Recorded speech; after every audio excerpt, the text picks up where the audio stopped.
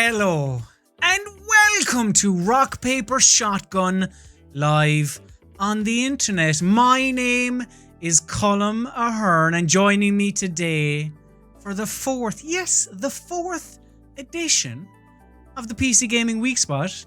It is the very dapper, he is the grandest stander in the world. It is the one, the only, it is Matthew Castle. Matthew, you're on? Matthew, you're on? Hello. Hi, Matthew. How are you? Oh, great. Good. All right. Well, that's that. I love our pre-show banter. It's, where's it going to end up? Who knows? But, it's always full of wonderful delights. Well, look, let's waste no more time then, and let's get into this week's edition of the PC Gaming Weekspot.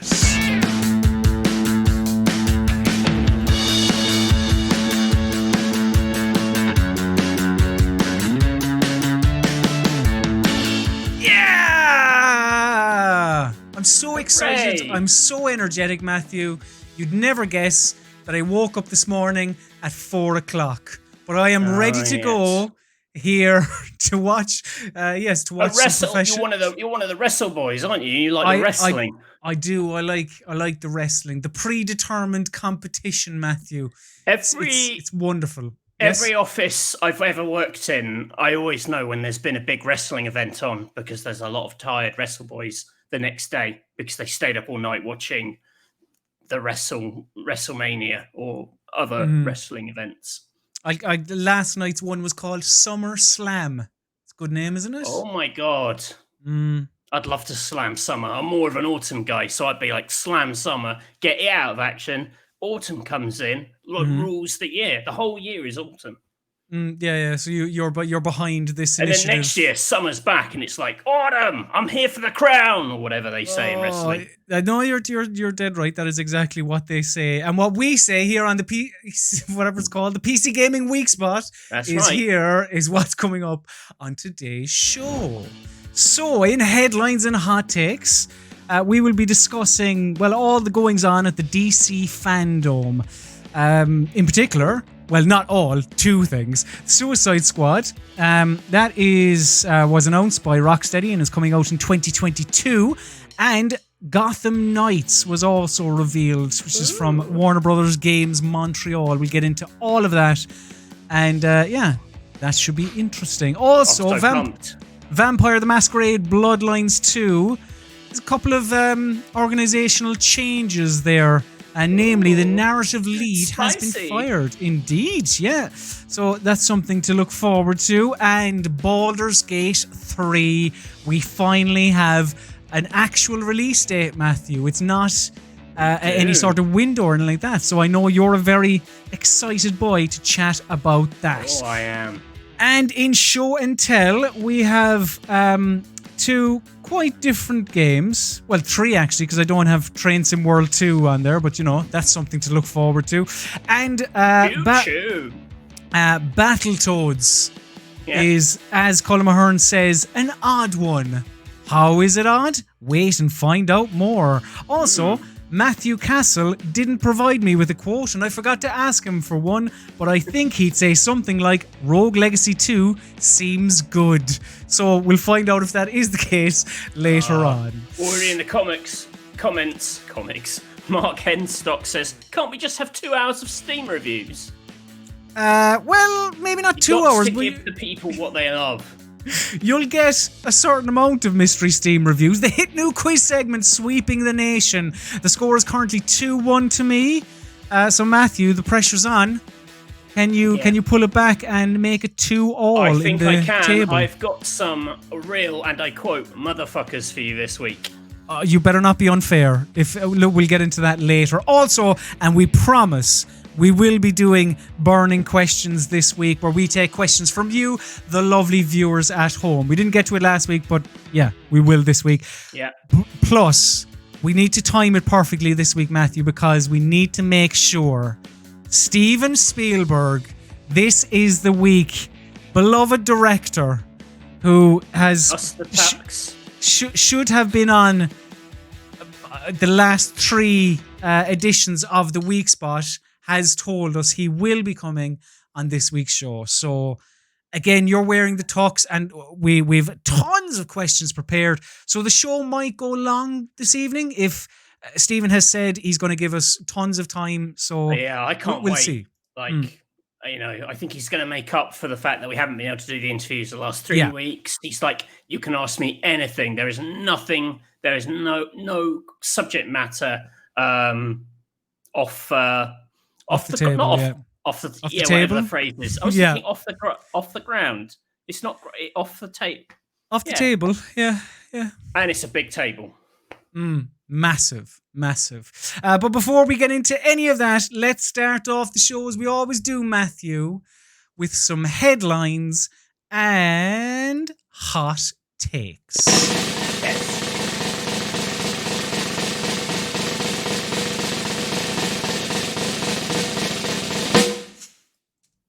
You like that, don't you? I mean, I do too. Yeah, I was laughing at Moot in the comments saying toxic masculinity. Oh, that's good. That's it. No question off limits. That's what I was thinking of, not ground.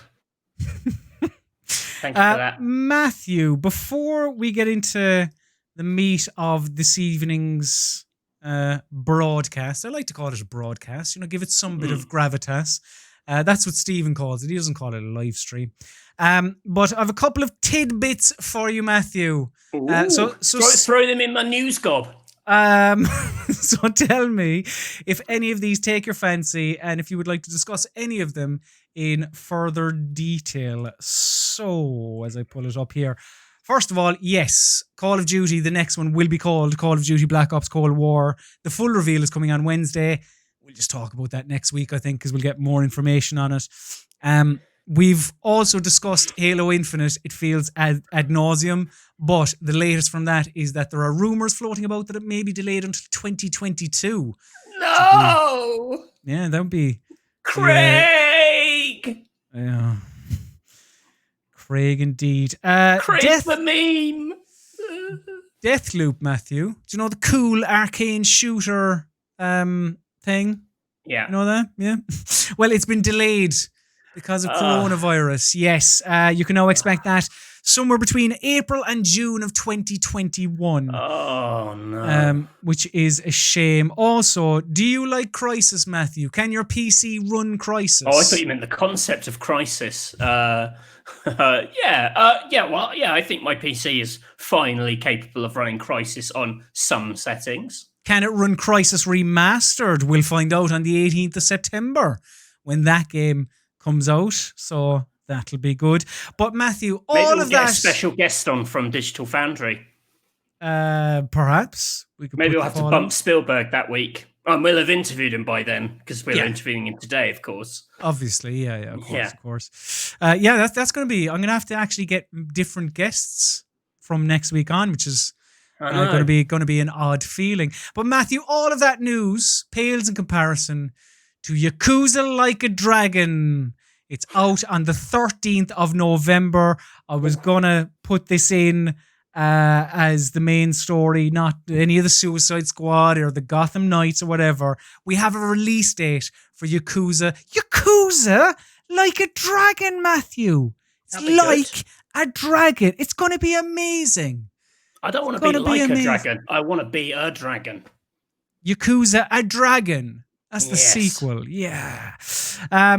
There's your tidbits anyway. Which we may do kind of on the show going forward and then kind of going more in depth on the actual some of the news stories. And Matthew, we do have to make quite a swift shift here now, because before we talk about Suicide Squad kill the Justice League, we should chat about some of the allegations that have been mentioned around Rocksteady over the last couple of days, really. So initially, there was an article on The Guardian that it reported about a letter that was sent to Rocksteady management in November 2018 that detailed harassment that 10 out of the 16 women who were working at Rocksteady were facing within the company. Mm-hmm. So that was the Guardian article. And then sort of in response to that, Rocksteady on Twitter, before they even issued a statement themselves, they published what was they called an unsolicited letter from 7 of the 10 women that were mentioned in that Guardian article. Right. And in that letter, they say that these 7 of the 10 women, they say that at the time in November 2018, immediate action was taken, and that was kind of the main crux of that. And naturally enough, Rocksteady did get some flack for this because it sort of, I suppose, nullified those other 3 women in a way. But I think some people felt they were holding up some people as almost like a shield, from their sort of central practices. Basically, yeah. Then on the day of the Suicide Squad reveal, Rocksteady eventually issued their own statement. And in it, I have a quote here. They said that they said all formal complaints were thoroughly investigated, addressed appropriately, and a number of serious measures were taken in response to the issues that were surfaced, including discipline or termination of staff. They also went on to say that they used an independent third party so that employees could voice their concerns to them rather than, I believe, people within the actual company.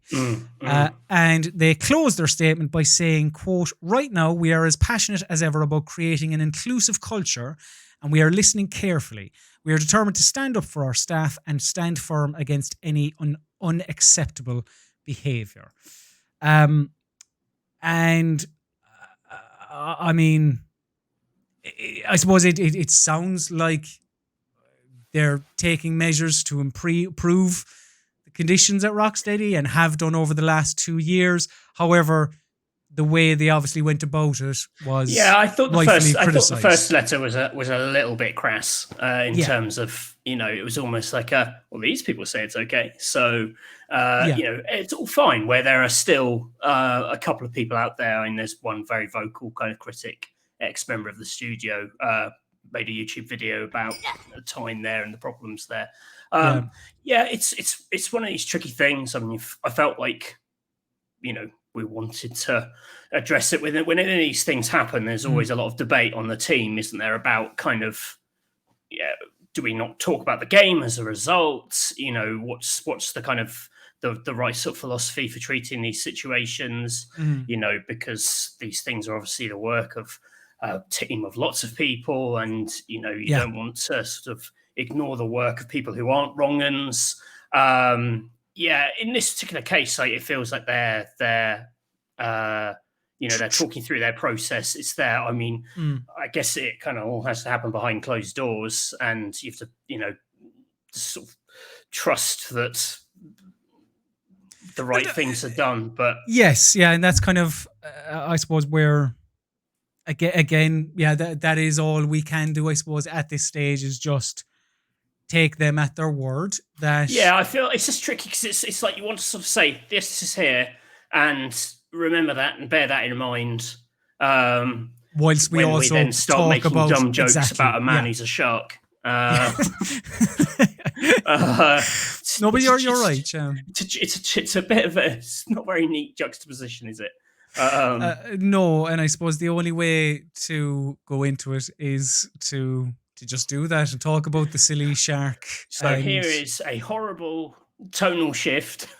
I think it'll be the only one on today's episode. I think so. Yes, Suicide Squad Kill the Justice League was revealed at DC FanDome. This is, as I said off the top, coming out in 2022 and is the next game from Rocksteady. And as you can see in the trailer here, the Suicide Squad in this game, I mean, there may be others as well, but the 4 playable members of the Suicide Squad in this game are Harley Quinn, Deadshot, Captain Boomerang, And this fella, King Shark. And funnily enough, Matthew, we were talking about the wrestles. King Shark actually voiced by one of the wrestlemen, a man called Samoa Joe. I bet you can't guess. I bet you can't guess where he's from. But yeah, we obviously the trailer itself, CG, had an Outcast song from God, it must be 10, 15 years ago now, and so we don't know an awful lot about it. But what we do know is that you have these 4 characters that you can play as. You can either play solo or with. You can play multiplayer. Can you play? Yeah, you can play with up to 4 people. But if you play solo, you can switch between these characters. And also the game is set in the same universe as the Arkham games. Yeah, because there's some confusion about this. Because on the night, I think a lot of people came away with the impression that Gotham Knights, the other game, is also an Arkhamverse thing, but it's not. It's not. No, Gotham Knights is its own thing. Yeah. So what were your initial thoughts after watching this madcap trailer with the big shark boy? Yeah, I was sort of because there was some debate actually because of all the Rocksteady stuff last week about whether they were still going to show off the game because of it, and not that this would factor into it at all. I was actually surprised that given how long Rocksteady have been out of the spotlight, that we only had a cinematic trailer. I know that's the beef a lot of people have these days, and I know that this is now the first beat on every marketing campaign, but it sort of feels meaningless to even take a guess, doesn't it? At what this game could be. Tonally you get an idea of, tonally it's a bit like the Suicide Squad. It's all zany and kind of chaotic. But, outside of those sort of, there's a kind of co-op element. It's absolutely impossible to say, which isn't particularly helpful. I mean, I like the look of the world. It's the one thing I would say. Like when people said it's set in Metropolis, and in my head that's just sort of a bit boring New York, isn't it? It's just like Manhattan. It's a bit but actually this had a bit of kind of color to it. I have seen lots of other people say it feels a bit like Sunset Overdrive. Oh, yeah, that's a good shout. Now, Sunset. How did you feel about Sunset Overdrive? Because I liked Sunset Overdrive. I am a confessed Sunset Overdrive liker. Good. No, because I am too. However, there were definitely points in Sunset Overdrive, and the biggest one you can point to is it was just before the end when they mentioned something about NeoGAF that I was like, ooh, too much. Like, Sunset Overdrive definitely kind of overstepped to the kind of meta, wacky, zany boundaries at points. But that's a good show. That this is, it's bright, it's colourful, even the traversal looks similar. It's one of these things where is it like one of these trailers where we're meant to watch it and go, there are like hidden messages here about how the game's going to play and the kind of skills they're going to have. Like the fact is that they're all, even though you've got a character with like a jetpack, you've got other characters who are like fizzing all over the place or jumping around all over the place. Like, Harley Quinn isn't necessarily a character where you're like, she's got amazing mobility, but she is as mobile as anyone else. So like clearly moving fast around this city is going to be a thing no matter who you play as. I just want to know what kind of game it is. I just want to know, is it a Arkham-esque action game? Is it a Destiny-esque looter RPG type thing? What do you feel in your gut? I thought it was going to be a Destiny thing. As I said last week, just because of the time when they started work on it, that was prominent. Everyone kind of had one of those at some point. It feels like every publisher has tried to get a Destiny-esque thing off the ground, and it made sense for Warner Bros. To have this one. But then, annoyingly, along comes Gotham Knights, which we'll talk about in a second, which actually seems to have some of that in it itself. So yeah, I don't really know what this is. I get the impression that this is a, well, I mean, if I can pull up the quote here, what did they call it? A genre-bending action-adventure shooter. I think this is like just a story-based open world game. Like, I suppose I should say that if I didn't. Yeah, it's meant to be open world because I don't think this screams like RPG loot and all that, because you can change your character apparently when you want, and if you're building, if you have like a build, would you be able to swap between?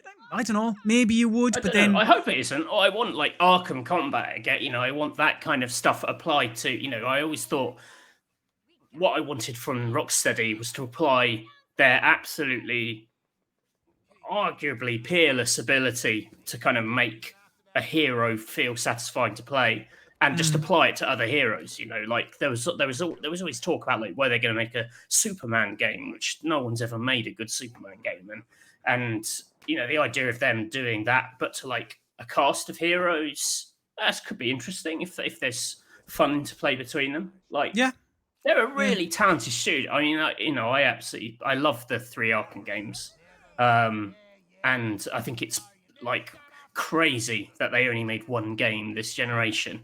You know, it's been, you know, this is 2022. This is out. That's 8 years after Arkham Knight. I mean, that's mad. You know. Totally.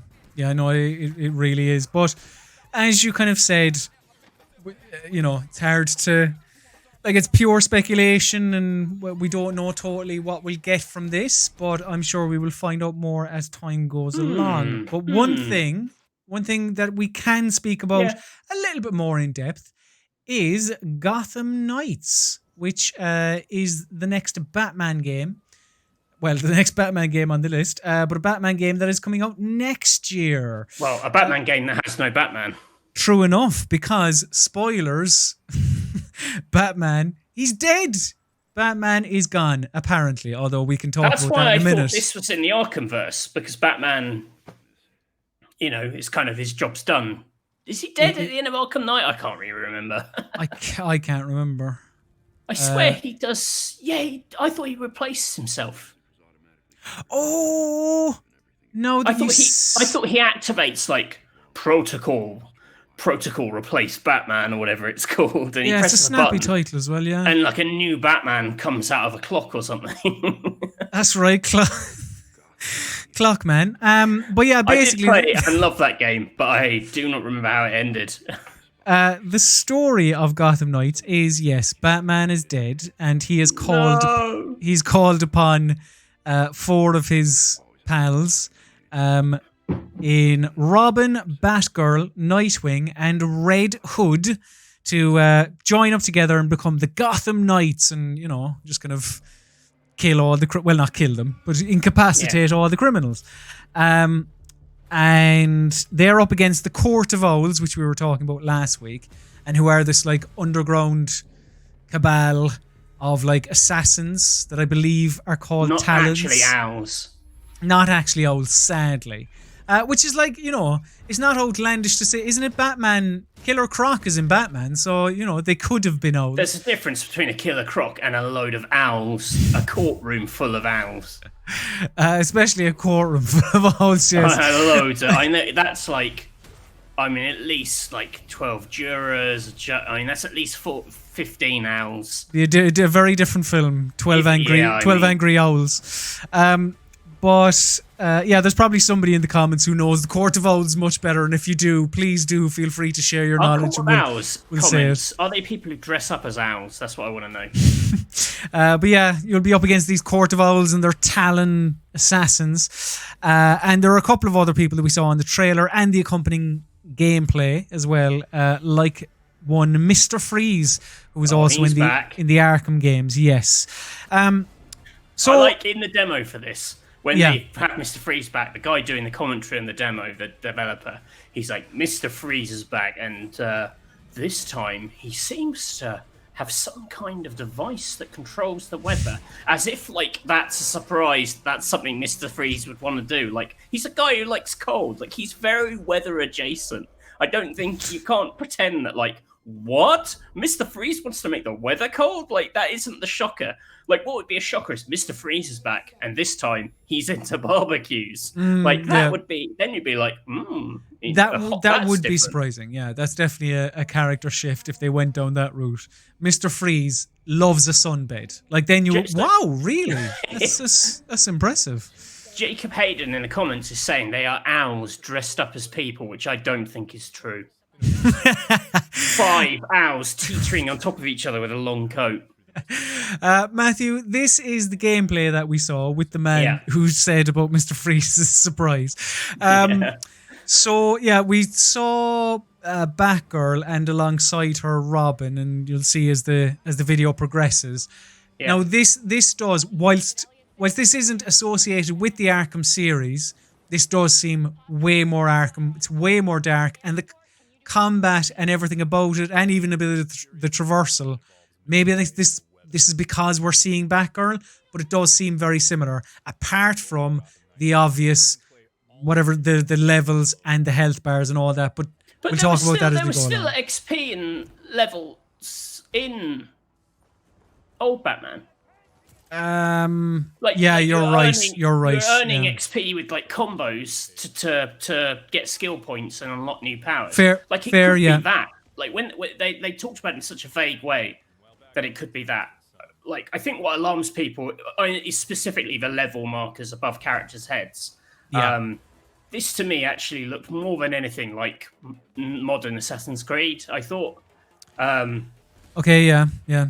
I think the big distinction that would be made, and it's kind of hard to tell from the gameplay, is that if it is like level based, they'd probably had to remove the directly skill based combat of the Arkham games, so the kind of counter system.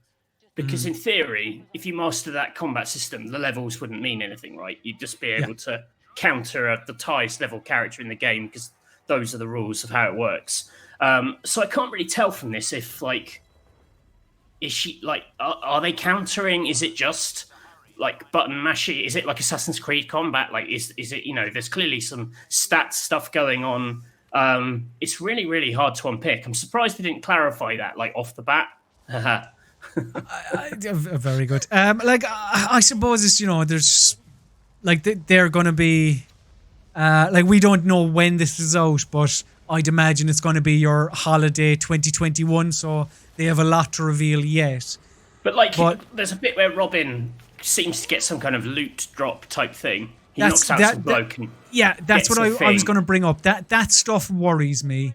Like, I know you say maybe it's like the kind of modern Assassin's Creed games, but it's like, I don't know, I see loot, not to be like, oh God, not in my Batman game, like, whatever. But when that type of stuff is introduced, or even the point you made about if it is level based and all that, then does that kind of kill the joy of the terrific combat in the original Batman games, which went on to influence almost every video game in the following 10 years. It's got the sort of stealth stuff is still in there. Like, the thing that actually gives me hope from this demo is I really like the idea of like dual co-op stealth, of like two people doing, if they've got the same stealth kind of sophisticated mechanics as the older Arkham games.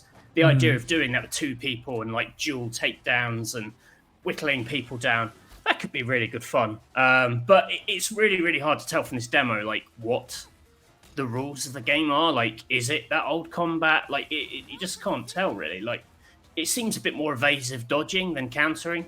Though the originals had that too. There was that really weird thing as well about when they fight Mr. Freeze. They said the chap in the commentary was like, "Oh, like all the enemies level with you." I noticed that too. Yeah, they all level with you, and they'll get more sophisticated at higher levels. So, like, fighting Mr. Freeze at level 5 compared to fighting at level 15. Like you'll see him doing different moves, which sort of suggests that you will be repeating these boss fights, which sort of suggests it will be a Destiny, Marvel Avengers-esque, you know, here's a map, here are 10 levels that you do over and over again to grind loot. But or it could mean, you know, Mr. Freeze is here, fight him when you want. Yes, and if it was that, that's great. But you know, the idea of like, here's a load of villains, the order you do them in, they'll always scale to you in some way. That's kind of cool. I'd be up for that. There was actually quite a interesting, it wasn't brilliant, but semi-interesting Batman kind of Metroidvania on the, I want to say it was on the 3DS Blackgate, 3DS is this? Blackgate, where you were basically in a prison and there were 3 villains and you could take them on in an order of your choosing. And it was a bit like Mega Man, like the power upgrades you got on one path might help you against another villain in a certain way. I'd be up for that kind of thing. But I don't know if that's going to be this, because the older games were quite Metroidy, the Arkham games. In particular, Asylum, I thought. Like Arkham City opened it up a little bit more, and I thought... Go on. I would say I also thought it was implied with this that you would be able to switch heroes, which they then said was like a selling point in Suicide Squad. But, you know, I didn't think you were necessarily dedicated to one character here. I thought, you know, they were like different characters with the different builds you have. You know, you're leveling them all up. So, unless I just misheard that. Let's add it to the mysteries of Gotham Knights. When I was watching this, and actually the developer said at one point, like, the importance with these characters is that unlike Batman, like you're starting with them like early on in their career, like they're quite weak, which is actually quite interesting because the one problem the Arkham games do have is that Batman is sort of fully formed and you're just, you know, you're leveling up a Batman 3 times across 3 games, and they have to come up with quite arbitrary ways to make him need leveling up. What I'd really love, and this isn't going to be this game, is to have a game where like you level up one of Batman's like sort of proteges, and then they become like the person you have to deal with as Batman in the second half of the game. Wouldn't that be cool? That would be good. Yeah, so... there's a comic, you know that when Batman got his back broken in the comics, he was like replaced by another character who then turned out to be a bit of a bad one, and Batman had to get himself back in shape to take down like the person who'd replaced him.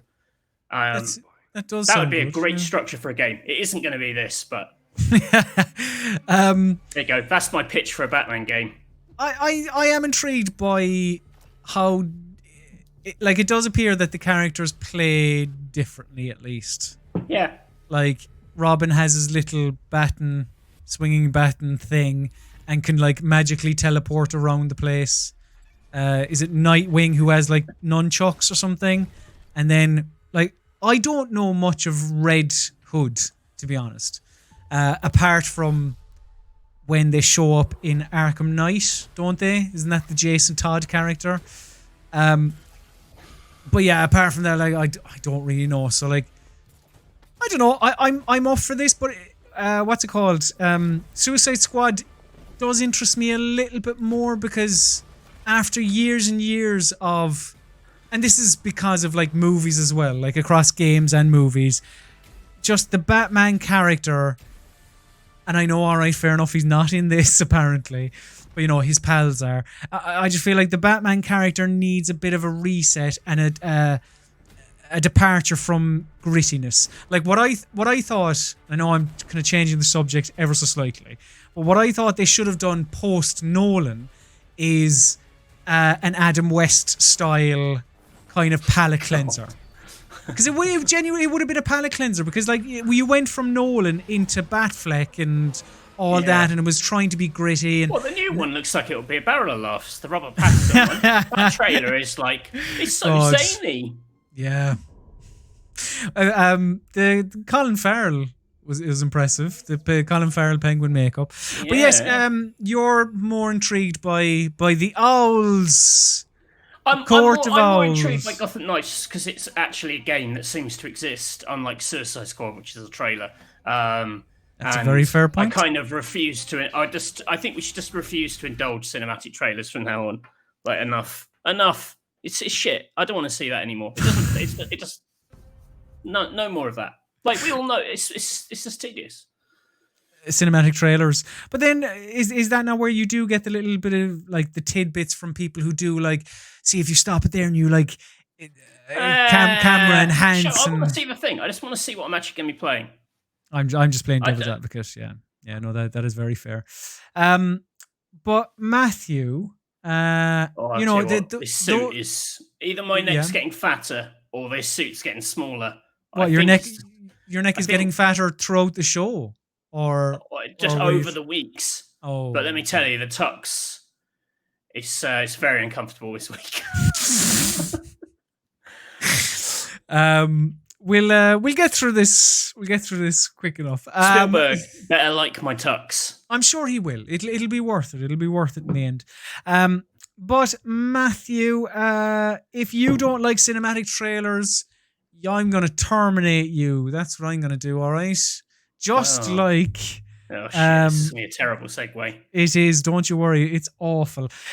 Just like Brian Mitsoda got terminated from his position as narrative lead. That's how very sympathetic of you. Yeah, I just realised that was in bad taste. Yeah, that's actually awful. Yeah. What a terrible segue. That was. I'm going to terminate you like they terminated this man's livelihood. Yeah, no, that was absolutely horrendous, and I apologise, Brian, because Brian was first of all the narrative lead, Brian Mitsoda. He was. Or he said in an email statement given to rockpapershotgun.com, Brian Mitsoda said that this game is a shock to me is underselling it. She went on to say, let me find... he said that he is incredibly disappointed and frustrated to say that this is where it ends for me on the project. And it wasn't only narrative lead Brian Mitsoda that was removed from the project, just to use a bit nicer language after my earlier flub. Kai I. Clooney, who's creative director, was also removed. And in an official statement, the Paradox Interactive released, they said that Clooney is no longer part of the team at Hard Suit Labs. Now, we only spoke about Bloodlines 2 last week, and you kind of gave your thoughts about how when you saw the gameplay, you were like, I'm not sure about this, but it's the writing I'm interested in. It's the story. It's the world. How do you feel now, knowing that the creative director and the narrative lead, two people who are instrumental in building this world? Yeah, and he's not just instrumental. You know, I think particularly Brian Mitsoda, he's, you know, the kind of the voice. Literally a voice. He voices a lot of in the original game. He popped up as loads of different characters, and his voice was in the demos we played, with the demos we've seen of Bloodlines 2. But just generally, like, it's, you know, he is the person you associate with this series. You know, he is the person they have wheeled out to do promotion because he is the stamp of authenticity. He is as long as this guy's involved, it's all right. You know, that's why they've used him so prominently in interviews and things. You know, he can vouch for this series in a way that few others can. So I mean, it's so hard to tell because, you know, in terms of like where these games are at, you know, this was a game that by all accounts, you know, at one point would have already been out now, if not for a couple of delays. You know, where the writing work is done, you know, is it finished? Like, has his actual contribution to the game been done? You know, what we play next year may still be the thing from a writing perspective that he kind of created.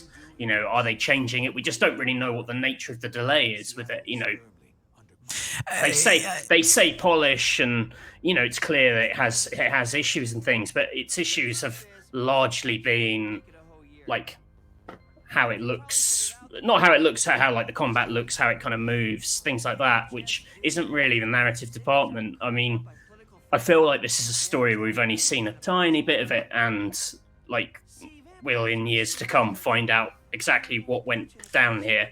Yeah, I mean that is the odd thing, is that both have been removed, but at the same time, no reason as to why has been given.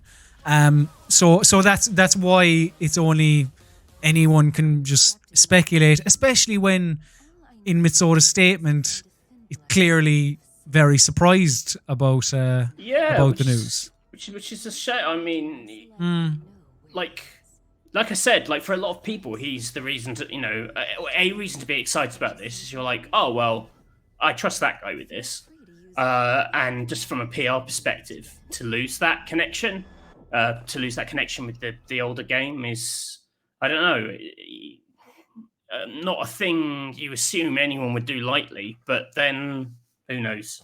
Who knows what's going on? I hope it isn't. I hope it isn't a freaking disaster. Like, the last game had was a messy launch for a different reason, as in the original Bloodlines. But there it was on PC, and there have been legions of fans to kind of fix it. What I really hope doesn't happen here is that's going to be quite hard to do on the console side of things. Releasing a game now, it feels a bit more like locked in a way.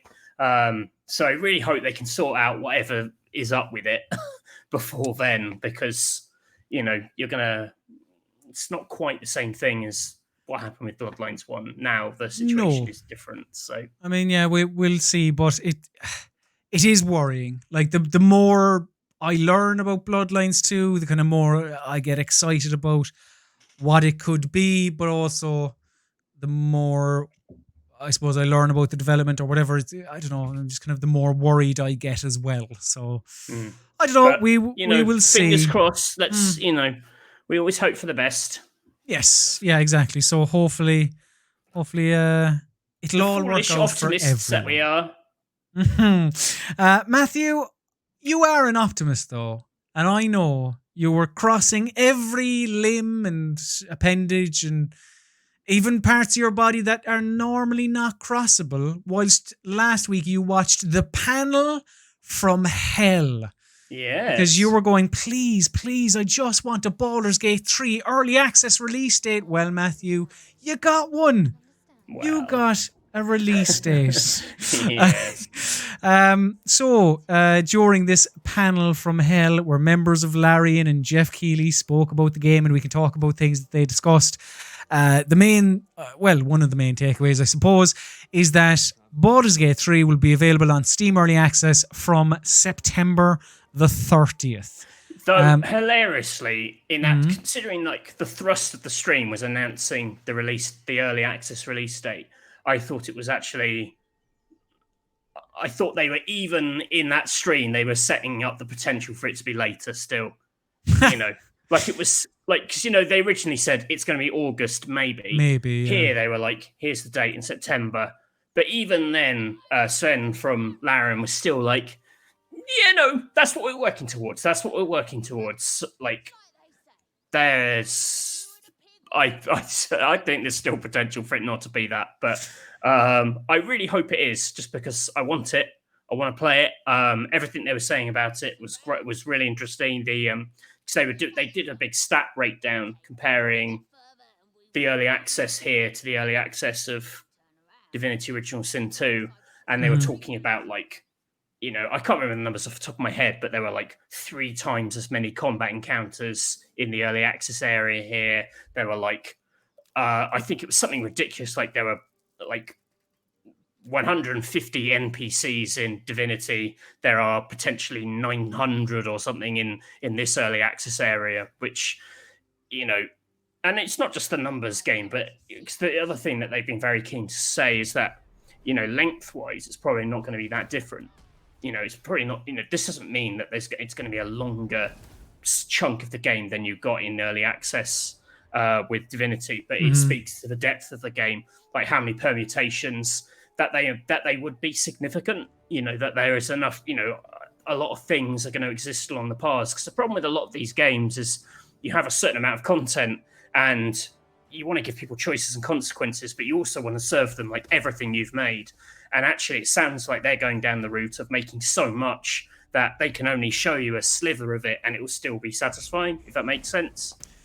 Yeah, like it does sound like quite a beefy thing to offer up to people, though. Like, you know, is it 5 companions you'll come across? There's 45,000 lines of dialogue. Yeah, and you won't play as those origin characters. Like you'll play as a custom-made character in the final game. You'll be able to play as, you know, see the storyline of those characters from their perspective. So, you know, that's quite a lot of that feels like quite a lot of meaty story stuff we won't necessarily be seeing. But yeah, like I think the interesting thing with this, because I've seen there's a lot of debate about whether you should whether you should wait do early access for an RPG, because it's like it feels like you're spoiling a chunk of the story or whatever. And in the stream, I quite like the idea of them saying, use this as an opportunity to do the stuff you wouldn't normally do. You know, but act badly, be naughty, like do evil things, and see how flexible our story actually is. That is a good way to look at it, because I would naturally, I don't know, I suppose I would look at it that way, where, yeah, like a single player story driven RPG, I think I would go, I'll wait until I have the finished product, understanding that, you know, it's if you're waiting however many years to see this or whatever. But I do that's a good way to look at it. Yeah, play as, you know, have a bastard run if you don't normally do that. Do the stuff you wouldn't normally do. I just want to see, like, I love Divinity. It's a very mechanically interesting thing. I think the early access will play to those strengths. Like, I just want to see what they've done. I want to play and tinker with their systems. You can see from the comments, we've got quite a split. We've got Lars saying, I thought DOS 2 was okay, didn't blow me away, but the more I see about Baldur's Gate, the more excited I get. But then we have Mark Henstock saying, I'm in the opposite camp. I love DOS 2, but I don't see why I should be excited about BG3. I mean, it has this weird drama attached to it because of the fact that it is Baldur's Gate 3. People are assume, they have an attachment to Baldur's Gate 1 and 2. This is a very different game. Just mechanically, the fact that it's a turn-based game, not real-time with pause. It's a fully 3D. It's not that isometric kind of fixed camera. It's a totally different thing. I mean, that's too big a topic to kind of break down here. We've talked about it in other videos and things. What I keep coming back to, and like my kind of line on it when I'm writing about the game, is that to me it feels like a sequel to Baldur's Gate, in that they've gone through the same process that BioWare did back in the day. Right. Okay. Yeah. And in terms of, like, you're taking a rule book and adapting it and trying to make it fit. So does that make sense? It does. No, it does. It's like, and what the spiritual, it's sort of a spiritual successor, in that it's the similar approach. It's taking a rule book, working out how it makes sense in the current time, given the current technology, and their answer just isn't, well, we'll make it like that. Thinking has moved on, or thinking has changed, and this is their fit for them. Other people are still doing that style of game: Pillars of Eternity, Kingmaker, Pathfinder Kingmaker. So, like, those things do exist, and I think those fans are catered for in that. They're also, there's the relative size of those games would suggest why they've gone down this particular route. Divinity was massive. Why wouldn't you? And I know you could talk about Baldur's Gate 3 all day, but I'm sure we'll have plenty of opportunities before the 30th of September. But you on the 30th of September, we do become a Baldur's Gate channel, I'm afraid. So that is correct. It's something to look forward to. But Matthew, you mentioned something about technological advancements. I know you are far from a Luddite, and you do appreciate the fact that the world moves on and we embrace new technology. Okay, where's the segue going? One of the most prevalent new pieces of technology over the last number of years, of course, is virtual reality. Right. You liked Half-Life, Alex, didn't you? Well, I Matthew, if you like your little Oculus VR headset, I'm afraid you're going to have to set up a Facebook account or link your Facebook account to your Oculus account, because Oculus is going to be ending support for existing Oculus accounts on January the 1st of 2023 unless you link up or sign up to Facebook. Now, this has made people very cross because over the last number of years, I suppose, especially since Cambridge Analytica, I suppose, people have either deleted their Facebook accounts or, they've deleted their Facebook accounts or they're not using Facebook as much as they used to or whatever. But I suppose the issue here is that Oculus, how many years ago was that they were bought by Facebook? So this was probably only a matter of time. But it's not a great way to curry favour from the general public, really. And will potentially push people more towards Vive or something. People are quoting your bullshit mystery Steam review for Half-Life Alyx. It was awesome sex. It wasn't great sex. Yes, it was. The grass kit and Mark Hens. Wasn't it awesome? It was awesome, yeah. Awesome sex. A valid mystery Steam review, that. I'm still bitter about that. Are you bitter about linking your Facebook account to the Oculus? I don't have an Oculus, so I don't really have an opinion on this, but I completely understand why people wouldn't want to have further ties or dealings with Facebook. Yeah. See, sorry. It's not a very spicy take, is it? It's not a very spicy take, but I think... I suppose I know I shouldn't, but I feel like I am very much the person who, if I have an Oculus headset, I would just go, oh, that's a bit annoying, but okay. You know, like I'm after spending X amount, and I know that that's maybe not the way to. It's like. By a lot of people's standards, I'm a bit of a tech collaborator these days, in that, you know, something's on Epic, exclusive on Epic, I'll just play it on Epic.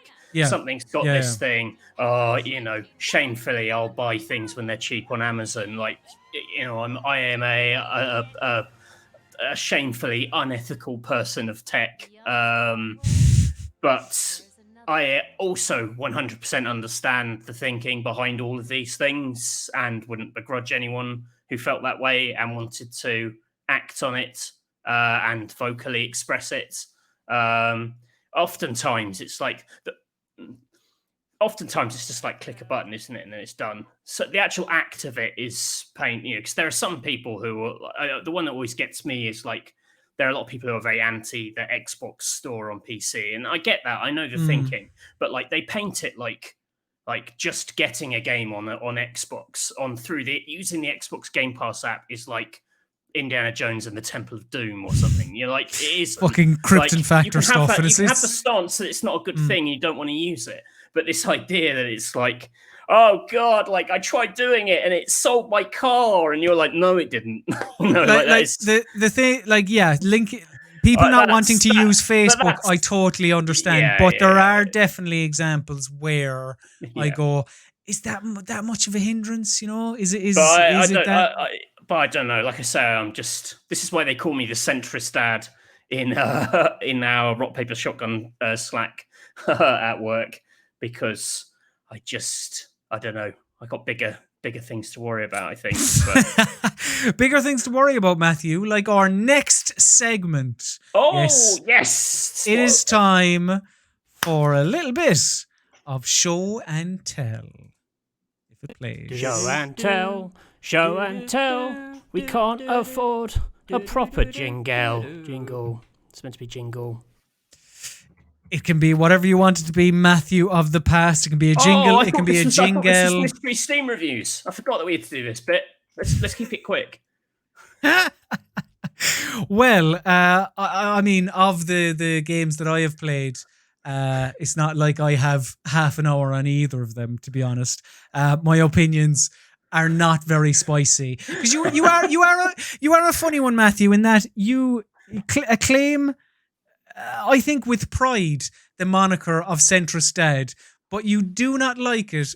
I feel like when I come on here and I'm just like, yeah, the game is all right. You're like, no, it's either brilliant or it's complete shit. No, that's different. Like liking the quality that games. I think you're misselling me a little bit.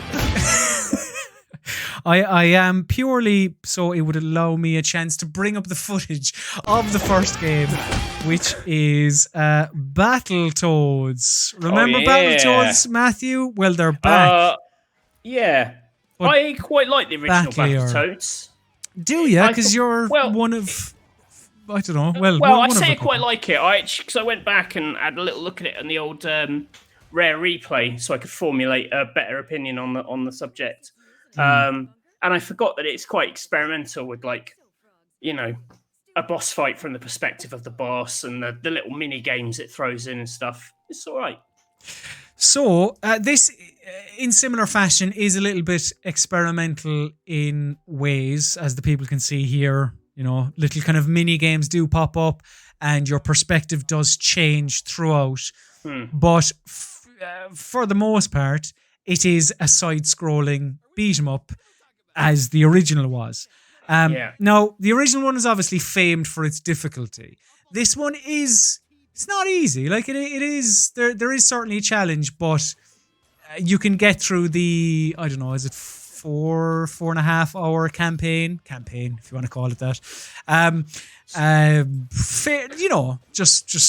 It's not going to totally test you. You'll be fine. However, the thing that will test you, or the thing that Battletoads will test, it was almost very good, is your patience for its controls, Matthew. Because you would, looking at this, think it's quite a simple, light attack. Hammer one button, right?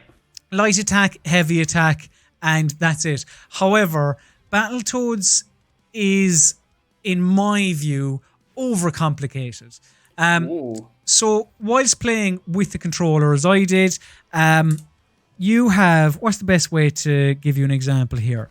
So you can flick your tongue out to collect these little flies dotted about that will increase your health. Sure. But you can also flick your tongue out and whip enemies, or sorry, not whip, but bring enemies towards you. And I think one of them is like hold left trigger and X, and the other one is hold left trigger and Y. And first of all, trying to aim that is difficult, and also it feels like it's very easy to get those mixed up because there's no discernible difference on screen as to what your character does, really. So you could maybe be like, why aren't they doing it?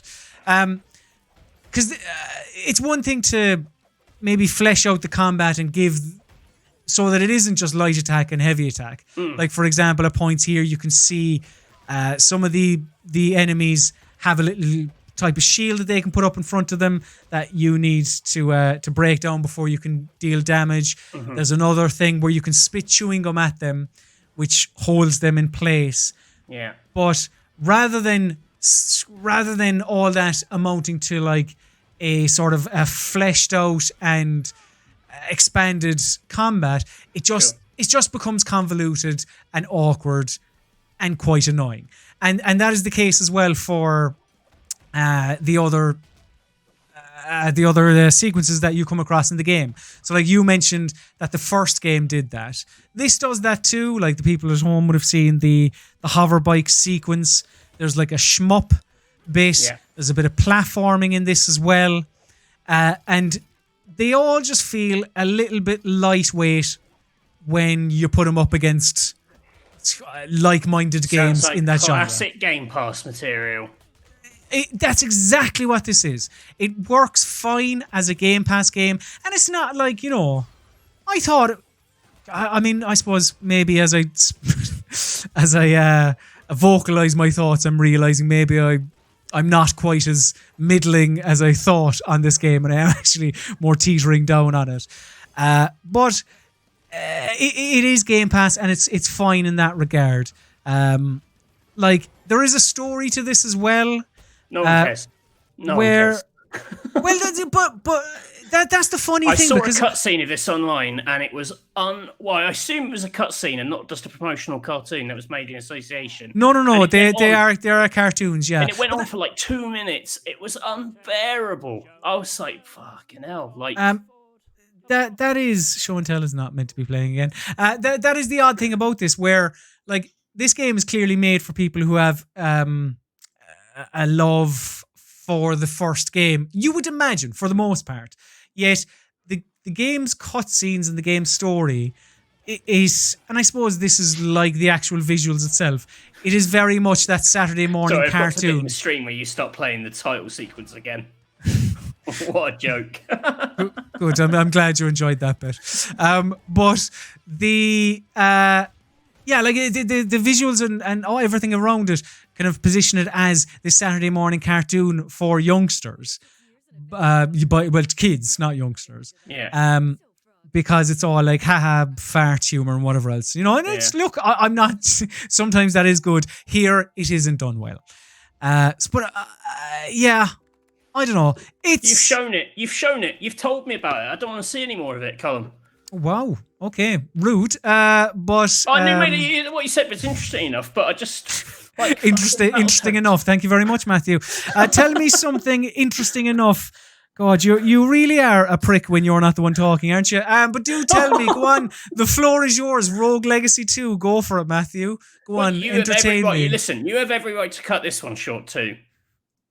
So. Well, I won't be rude. I'll let you say your piece. I'm sorry. I didn't realise you had a massive script you were reading out. You know. Go on, Rogue Legacy 2. How is it like the original? How is it different? What is it, Matthew? What is Rogue Legacy 2? So it's a sort of action platformer set in a sort of procedurally generated castle. The big sort of pitch of it is that every time you die, you become one of your ancestors and you have new traits and you inherit new traits and you then have to deal with the castle using whatever weird character the game serves up. So, yes, Beef, you're right in the comments. That was an unexpected Beef. Finally, a use for those freaking emotes. I never thought we'd have inter-team beef. That's bad. It's banter. It's all banter. Beef flavored banter.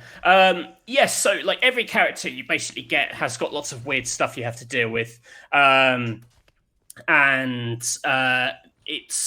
was the basic setup of Rogue Legacy 1.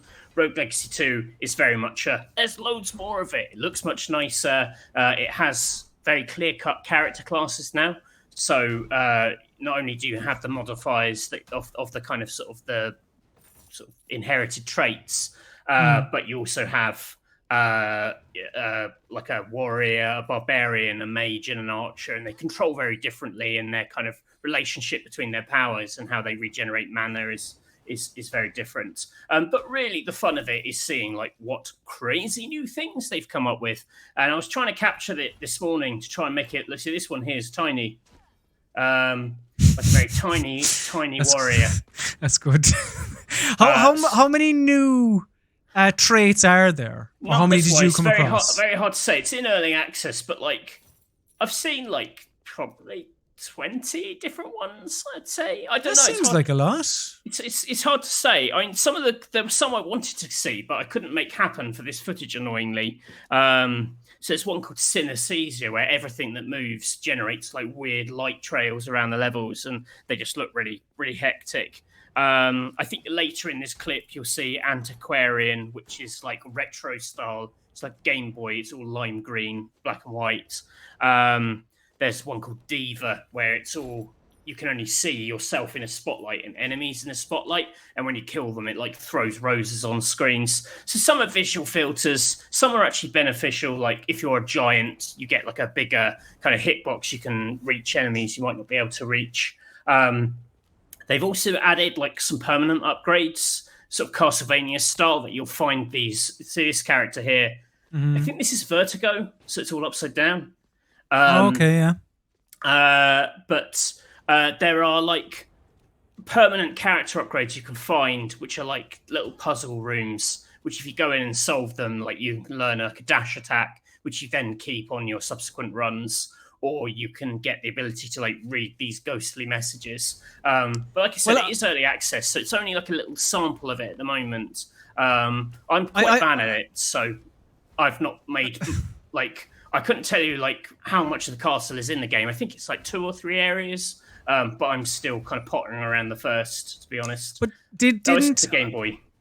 I didn't play loads of the original, but didn't you carry over powers and things that you got in the original game as well? No, the money you earned, you could buy like upgrades to your castle, which then gave you like a head start.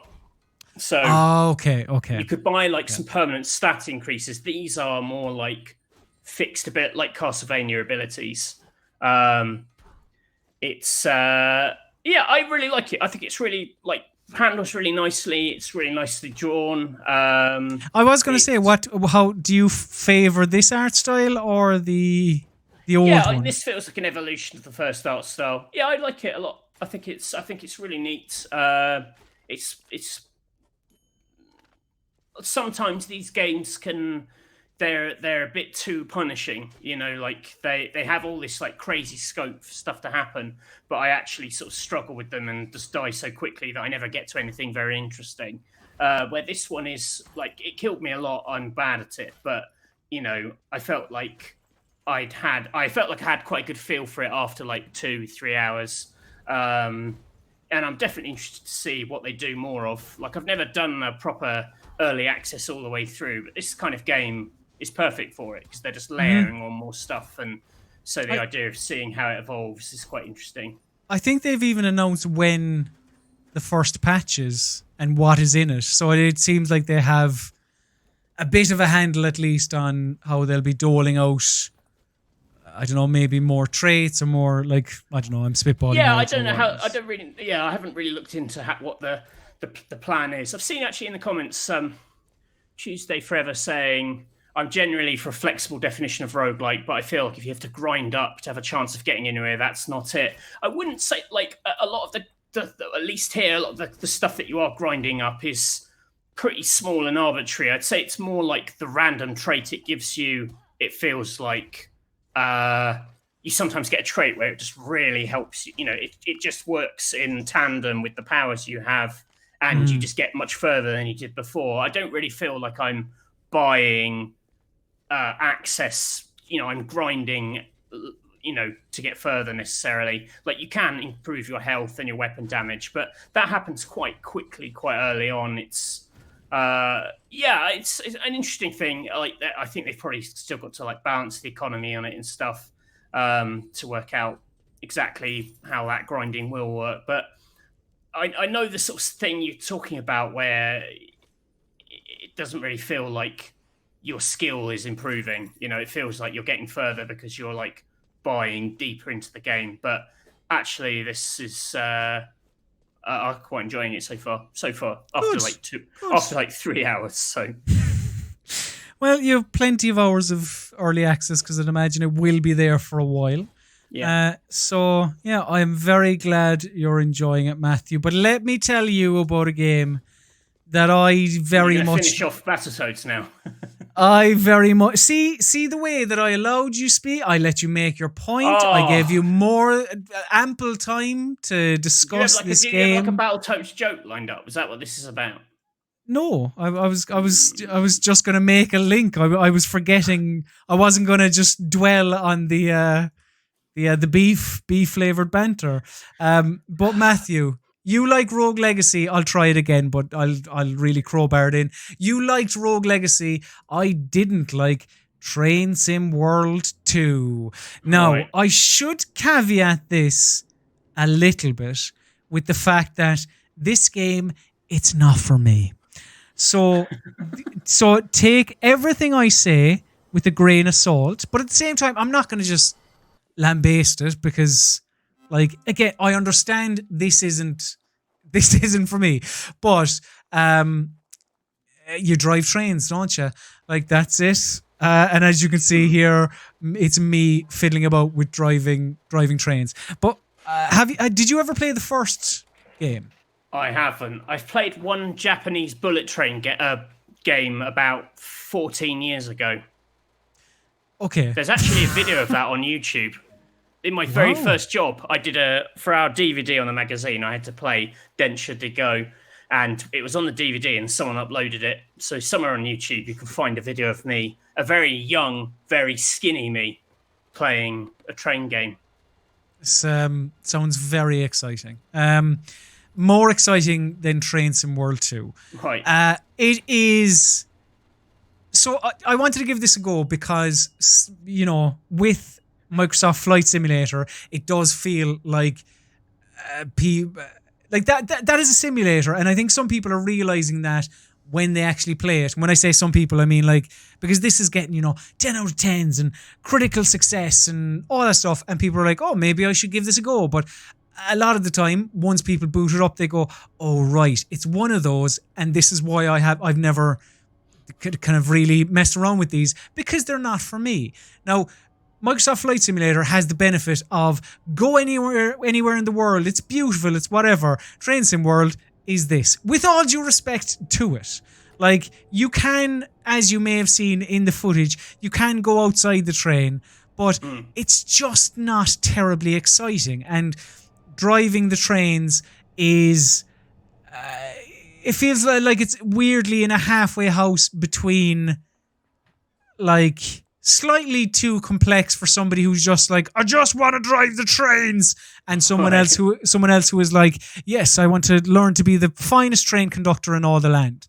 But there are other aspects, like this is one of the big new things in the game is the London Underground, and it is specifically the Bakerloo line. So that's fine, you know. You get to walk around the place. And it's a great line. It's a great line. It's a very good... It's the one that has Sherlock on it. So that's good, you know. So people like that.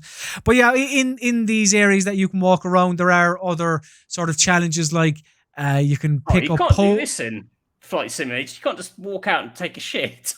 Well, you know, what really should have gotten that 10 out of 10, then you have to ask yourself. No, I'm terrible at this game, so as you can see, I was going over the speed limit and seeing if I could break it in fun ways. I couldn't really, but I don't want to say that is... Can you hear the passengers screaming at the back? Sadly not. That's the kind of... That's the immersion I was looking for, but I didn't get it. But there is, I think, and I didn't mess around with it enough, but I think there is a way to, like, a sort of a madcap mode, but like it's not going to go totally ballistic because the trains are owned by the people and shit like that. But there are, you know, they've added a livery editor. As I say, they've added the underground. Like, if you're a train nut, naturally enough, like, you're going to go mad for this. So fill your boots. You know, more power to you. I'm sure you'll enjoy this. But again, not for me. But Matthew, sillily, I knew that before I went in. So what was I doing, Matthew? I was being very, very silly. And that's all I have to say about Train Sim World 2. Now, Matthew, before we get into the next segment, I think you may have spotted it. Let me just scroll up here a bit. Yes, Mark Henstock. You'll enjoy this next segment because, as Mark Henstock says, 4 a.m. wake-up column versus no sausage Matthew. Mystery Steam reviews is going to be spicy. Indeed it is. So look, let's waste no more time and let's get into it. It is time for some Mystery Steam reviews. It's time for Mystery Steam Reviews. Yeah! It's still my favourite, Matthew. It has cheered me up, and look, let's put this beef to bed because I just I love that so much. It really is fantastic. Yes, it's time for Mystery Steam Reviews, the part of the show where I put 5 Mystery Steam reviews to Matthew, and Matthew must guess the game. Matthew puts 5 Mystery Steam reviews to me. I must guess the game. And I suppose the first to 3 wins. The score, this is the 4th edition of it. The score is currently 2-1 to me. Yeah, last week it was a cracker. Last week was like There was something like was it 3-2 it finished? Last week's edition. It was a hotly contested edition, so we'll see how we get on here. Actually, yeah, we really should have ironed out the rules, Matthew, because we gave each other last week. We made up the rule that you have three Hawkeye challenges where you can ask for, what do we say? You can ask for a clue or a question, but the question cannot be, is the game X? The question can't guarantee the answer to it, I think. And I think that's it. Now, do you want to go with the other thing that we were discussing earlier today? I thought that was just a bit more of an informal behind the scenes rule. Or was it? Okay. Well, basically, we're going to try and keep them to like a couple of minutes apiece, so that my wife doesn't get cross when we end up doing this for 3 hours. Well, look, yeah, let's get into it then, because again, we don't want to keep Mr. Spielberg waiting either. So, Matthew Castle, if I've done this right, it should be my first Mystery Steam review to you, shouldn't it? So yeah, here is your first Mystery Steam review. So get ready. Matthew Castle. Yeah. Game is great, puzzle is hard, is fun, brain is hurt, and large. And that's from Kuse. It's recommended 56.2 hours on record and 17.8 hours at review time. Game is great, puzzle is hard, is fun, brain is hurt, and large. Interesting. What are you thinking? Game is great. Oh, and it's formatted in that way. It is. I have formatted it in the way that the person did in Steam. That is, and this is my final answer. What? Baba is you. Don't need to. That is your final answer. That's my final answer. Baba is you. Matthew Castle. Oh, I couldn't even hide. I had a shit poker face there. How did you get that? So, like, as quickly as you did. Well done. Very, very, very impressive, Matthew. I'm going to win it this week. I've got a feeling in my bones. Ooh, whoa. Mark Henstock says Matthew is cheating. That is not true. How can I cheat? I'm not searching. Come on. Don't take my victory away. No, I tried. There's an honor. Man in a tux. There is an honor system here at Mystery Steam Reviews HQ, and I think we. Why is this suspicious? I'm just knowledgeable. No, hang on. I'm not saying I'm suspicious. I trust you, Matthew. It's all above board. It is all above board. So listen, give me my first Mystery Steam review from you, Matthew, please. Hell yeah! First review. Still downloading, but the font they use is already a 10 out of 10. That's 11.6 hours on record, 0.3 hours at review time. Huh. So they were still downloading after point.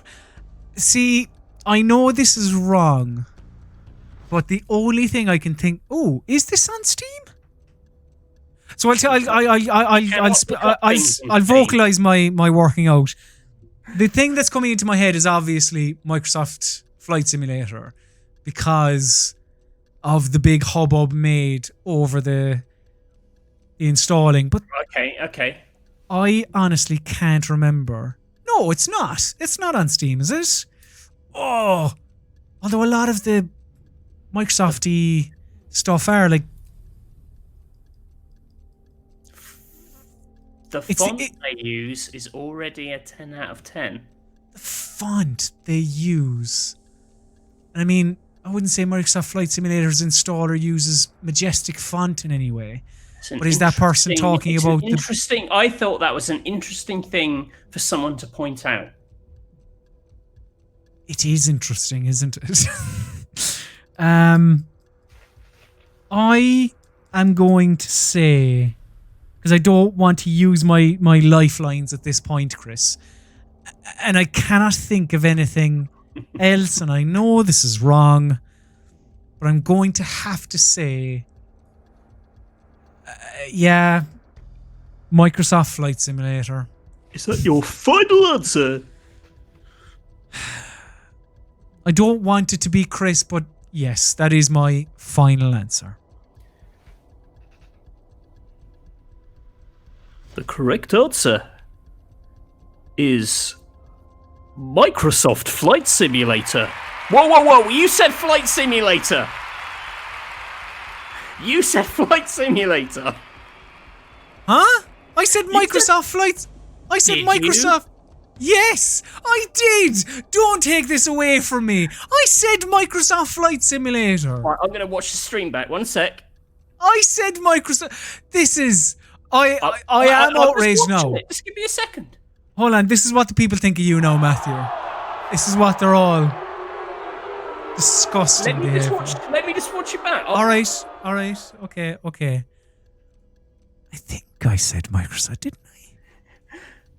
You did. I'm sorry. I take it back. You did say Microsoft Flight Simulator. I apologize. Jesus Christ!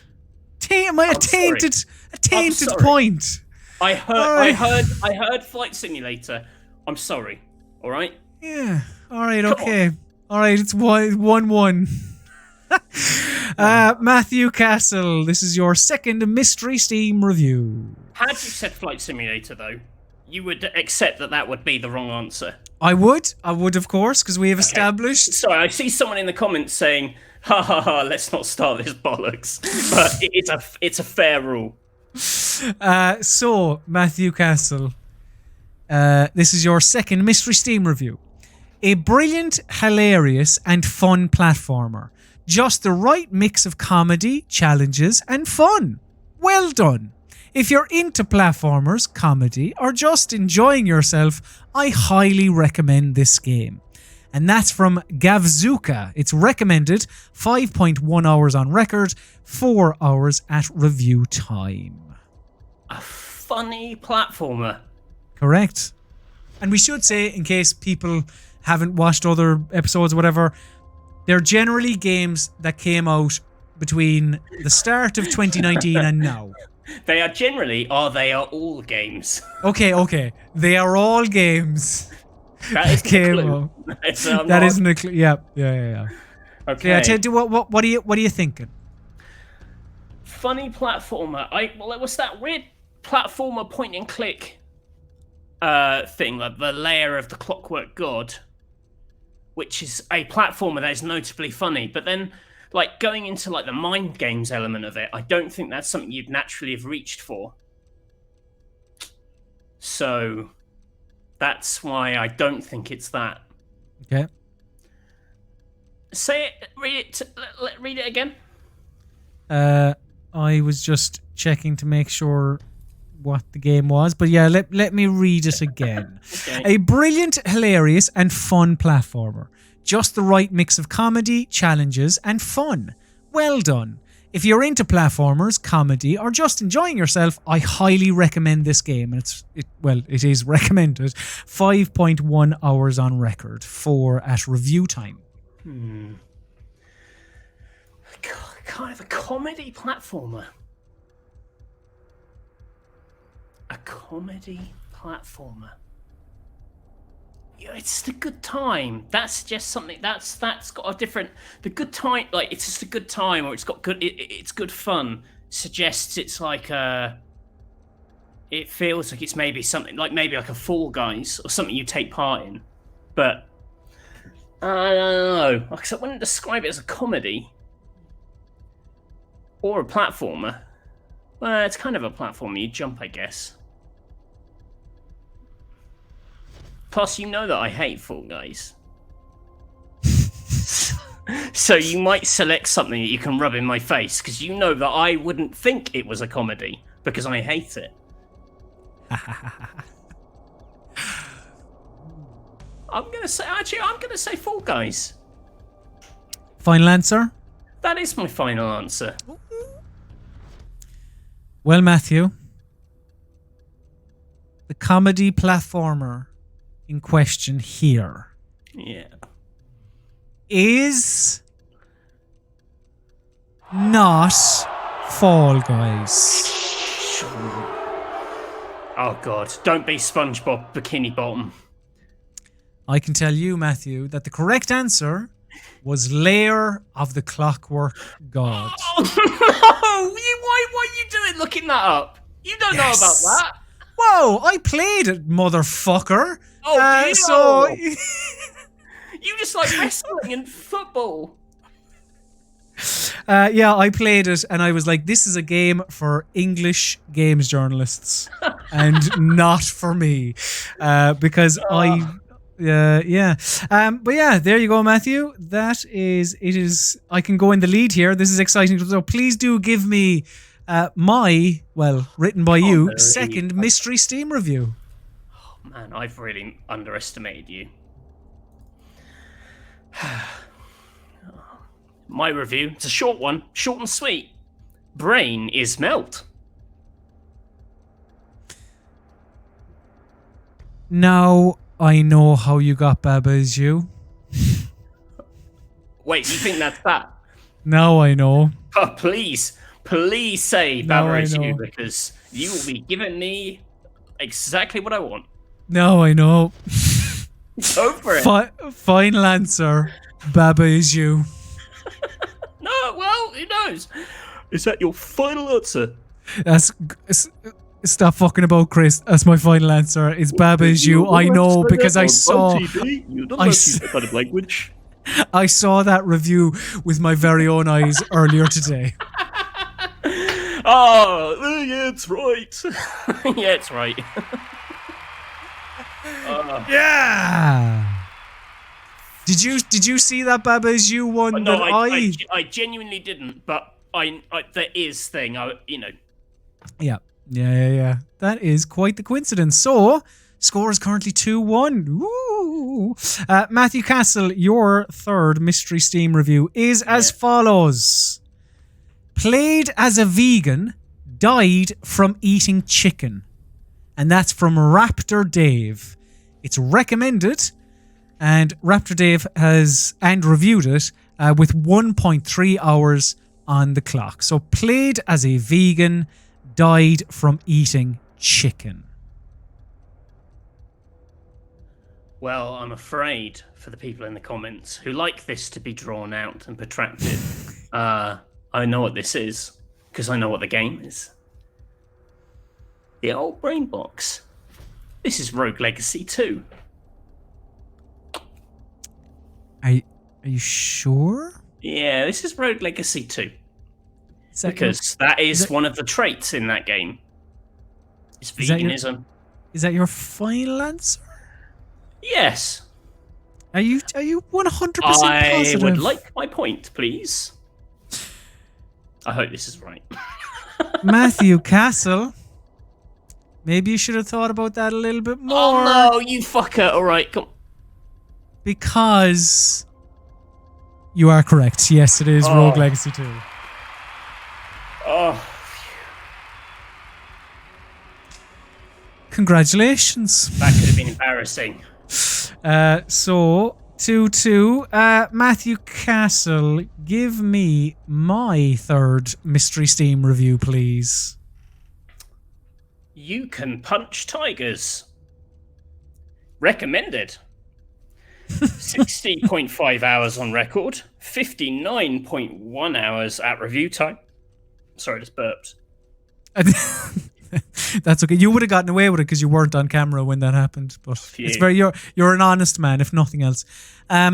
So I haven't seen what review this was attached to. It is odd that we've come across the Baba Is You thing. However, You Can Punch Tigers. Ooh, or is it a double bluff? So my initial thought is this is a Yakuza game.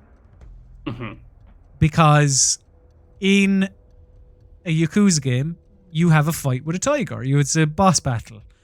Mm-hmm. No. which one of them is it? Colm tries to rack his brains. Because I played a large chunk of them in a short space of time, like going from one to the next. This is one of the earlier ones. But you also said this could be a double bluff. If Or it's a double bluff, then what is it? well, if it is, I don't have an answer. I don't have an answer for it. Oh, okay. Like the only thing I can think of is Yakuza, and it's either Yakuza Kiwami or Yakuza Kiwami 2. I don't know. It's not. I know it's not 0. Oh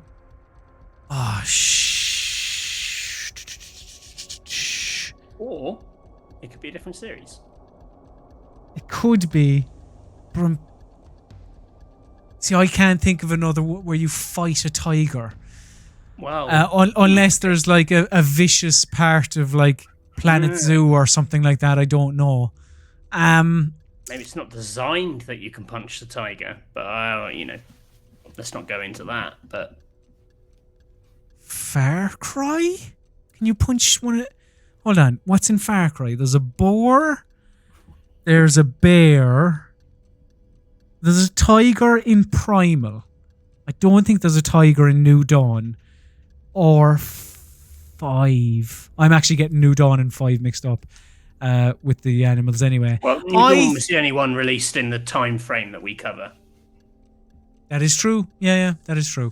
So, okay, it's 100% one of the Yakuzas. I don't think it's Yakuza Kiwami.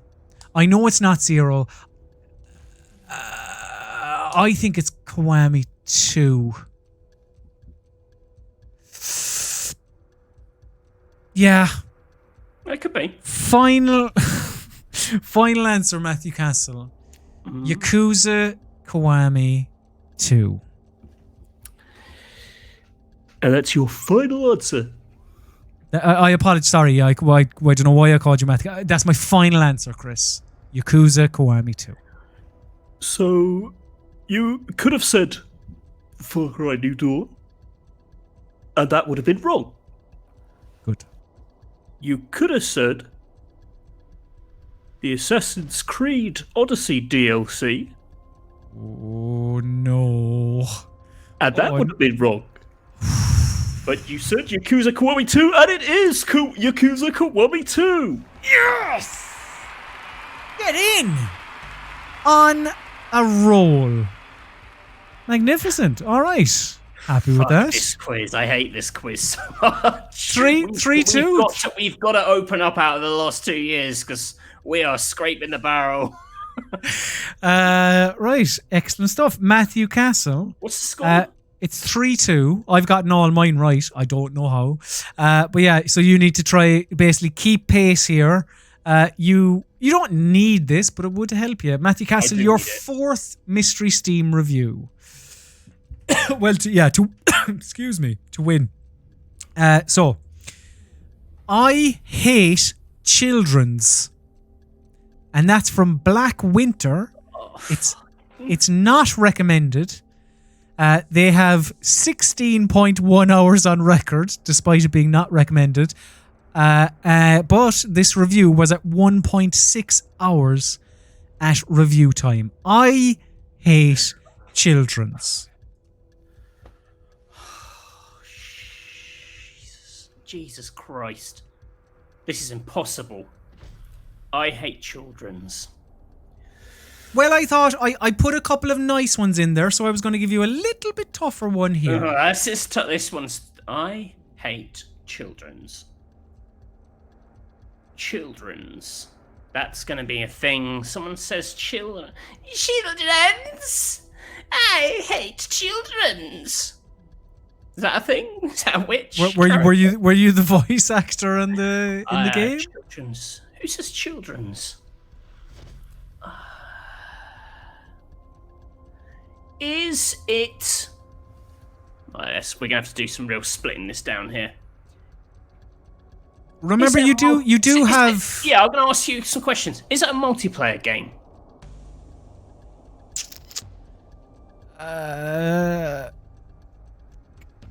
I am like 99%. Hold on. You can look that up to find a firm answer for me. I don't want to give you a half-arsed answer. So let me just give you confirmation. No.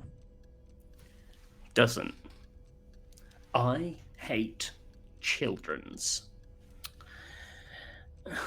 It's a single-player game. Is it from 2020? No. Interesting. So it's a last year single-player game. That really hasn't helped me at all. That was a stupid question.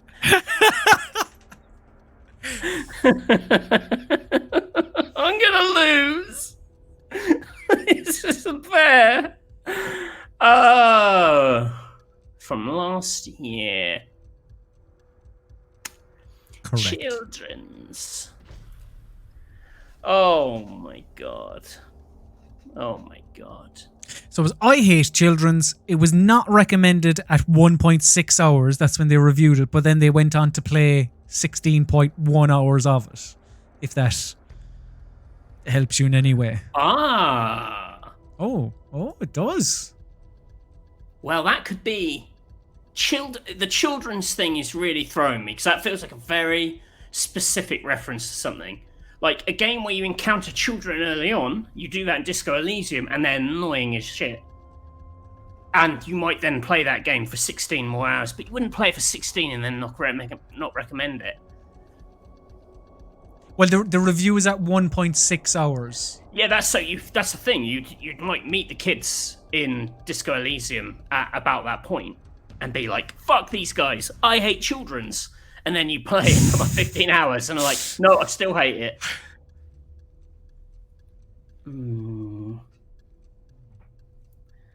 That is tricky. You have one more question clue thing, if you would like. I hate children's. You don't have to ask a question. Can I ask you? Is this? You may not be able to answer this. In which case, this isn't one of them. But like, could I ask you what the relevance of children's is, or would that give it away? That isn't the question. That's me asking if I can ask a question. I don't understand. But if you're asking me what the No, I'm saying, like, if I asked you that wouldn't count as my clue if you couldn't tell me because it gave it away, if that makes sense. I think that would give it away. Okay, so I'm not going to waste a question on that. I feel like you're being a bit shady here with your questions. Children's. I hate children's. Children's. It's a game with children in it. Oh, I really fucking don't. Disco Elysium, I don't know. I've got to save this Lance Arts to try and pull it back in the last round. Is that your final answer? Yeah, fucking let's just do it. It's not this, but let's try it. Matthew Castle. Yeah. You were trying to rack your little head there and see what the significance of I Hate Children's was. You have landed on Disco Elysium. Oh no, is it a Plague Tale? Because it's got more than one child. It's got children I can tell you don't say that the correct answer would have been A Plague Tale Innocence. No. Why does my brain work it out the second you?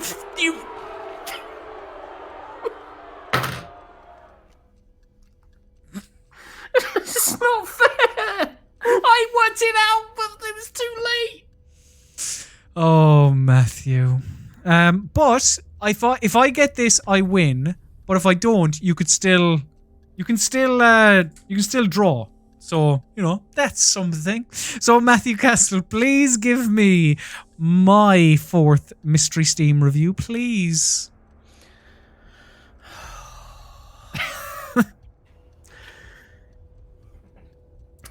This game made my PC stand in a corner and wait to die. I want to love it, I really do, but the optimization is cursed. Oh, it's not recommended. Sorry, I should have changed that to not recommended. I was going to say, I was like, it's recommended. Is that right, though? It was 0.3 hours on record. Yeah, 0.3 hours on record. Not recommended. It should be not recommended. Okay. This game made my PC stand in a corner and wait to die. I want to love it, I really do, but the optimization is cursed.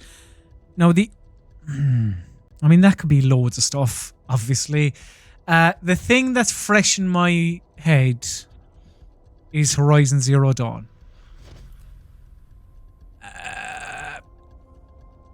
I have 3 clues. You do. So I could... Fucking Plague Tale, man. Children. No one calls them children, but there's anyway. I know, yeah. It's just the person reviewing was, I don't know, trying to be cute or something. I don't know. Fuck that person. Fuck whoever wrote that review. I can't, because Horizon Zero Dawn is so fresh in my head. It's all I can think of. So why not? Matthew Castle, final answer. All your clues for the last question. Yeah, just in case. Just in case. So final answer, Horizon Zero Dawn. That's your final answer. That is my final answer, Chris. And I'm guessing that you looked at the word optimization, and that was the word that really set your mind on this one. Oh no. Go on. Yes, it was. Why? This game made my PC stand in a corner and wait to die. It's Blair Witch. Oh,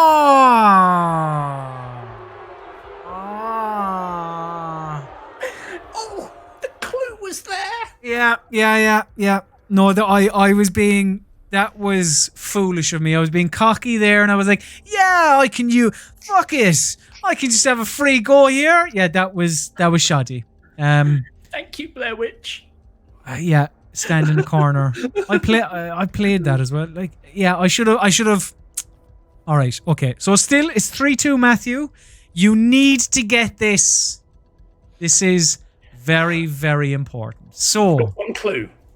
You have one clue. Matthew Castle, your 5th and final Mystery Steam review. I just want my daughter back. Or I suppose back. I just want my daughter back. And that's from Nico, I suppose, with a 3 instead of an E. It's not recommended. And it's 2.6 hours on record. And 2.6 at review time. I just want my daughter back. I just want my daughter back. That sounded so earnest. We'll figure it out for you, Matthew. We will get your daughter back. I didn't like it. I just want my daughter back. I just want my daughter back. I just want my daughter back. I just want... This is where you start putting a beat on it. Yeah, I just want my daughter back. Yeah, I just want my daughter back. What was it? 2.6? 2.6 hours on record.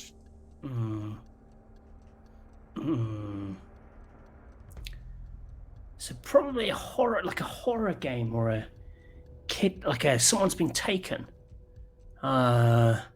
Taken the video game. Someone's daughter has been taken, and this is from the last 2 years. I just want my daughter back. You have one clue or question remaining. I can't lose it on this now. This could be a draw if I don't shit the bed. I just want my daughter back. I just want my daughter back. A game where somebody just wants their daughter back. And they didn't like it after 2 hours, so they didn't get the daughter back in the first 2.6 hours. Interesting. I just want my daughter back. I just want my daughter back. Back. Is it? So there's questions.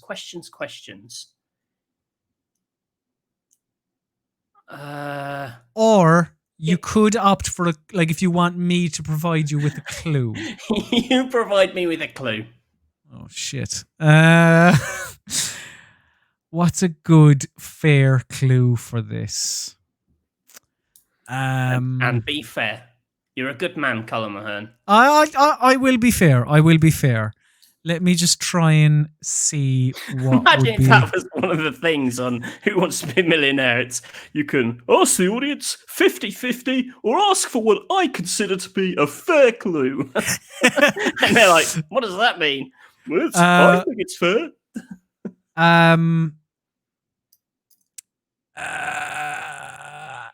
What's a good clue?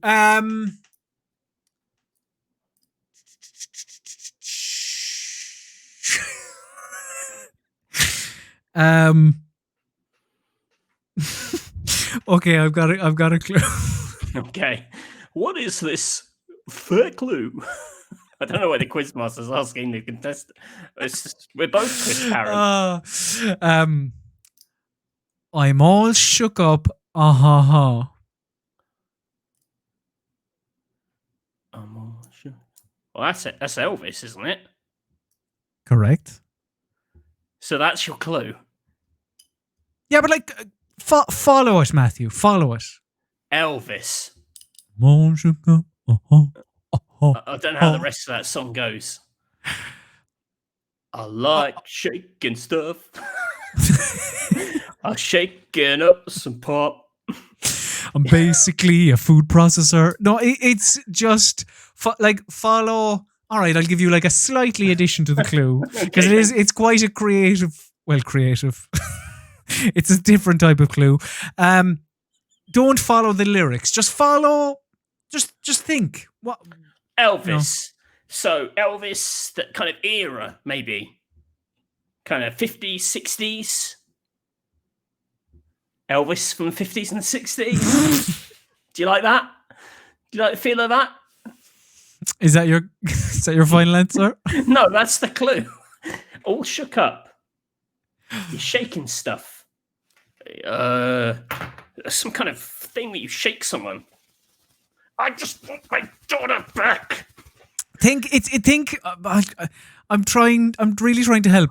It's like, it's pretend you're on the Krypton factor, and if somebody said I'm all shook up. Yeah. Well, I don't know why they would be doing this on the Krypton factor. Oh, they're like, the puzzles are normally quite tactile. Think outside the box. Don't just go. Don't think about shaking things. I mean, fucking hell, you ain't nothing but a hound dog then. Just. So the link is Elvis. Oh my God. So you're telling me there's a dog in this game? Elvis, the king.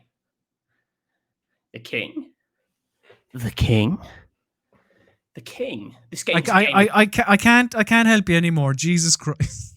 This game has got a king in it. Remember, no, we don't want to keep Stephen waiting, and also we have to get we promised questions. Yeah. Something with a fucking king in it.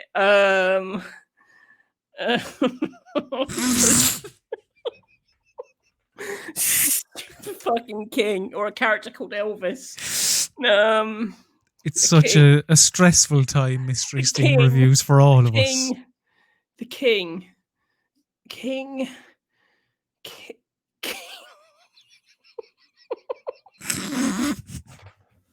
Fucking the king. He died eating a hamburger. Hamburgers. He had a hamburger and he died. He died on the toilet, didn't he? He died on the toilet. So the story goes. Eating a hamburger, he died on the toilet. He's all shook up and he died on the toilet. And another game. He was wearing blue suede shoes at the time. He was worried about suspicious minds. These are all the Elvis greatest hits. Oh my fucking God. It's Elvis.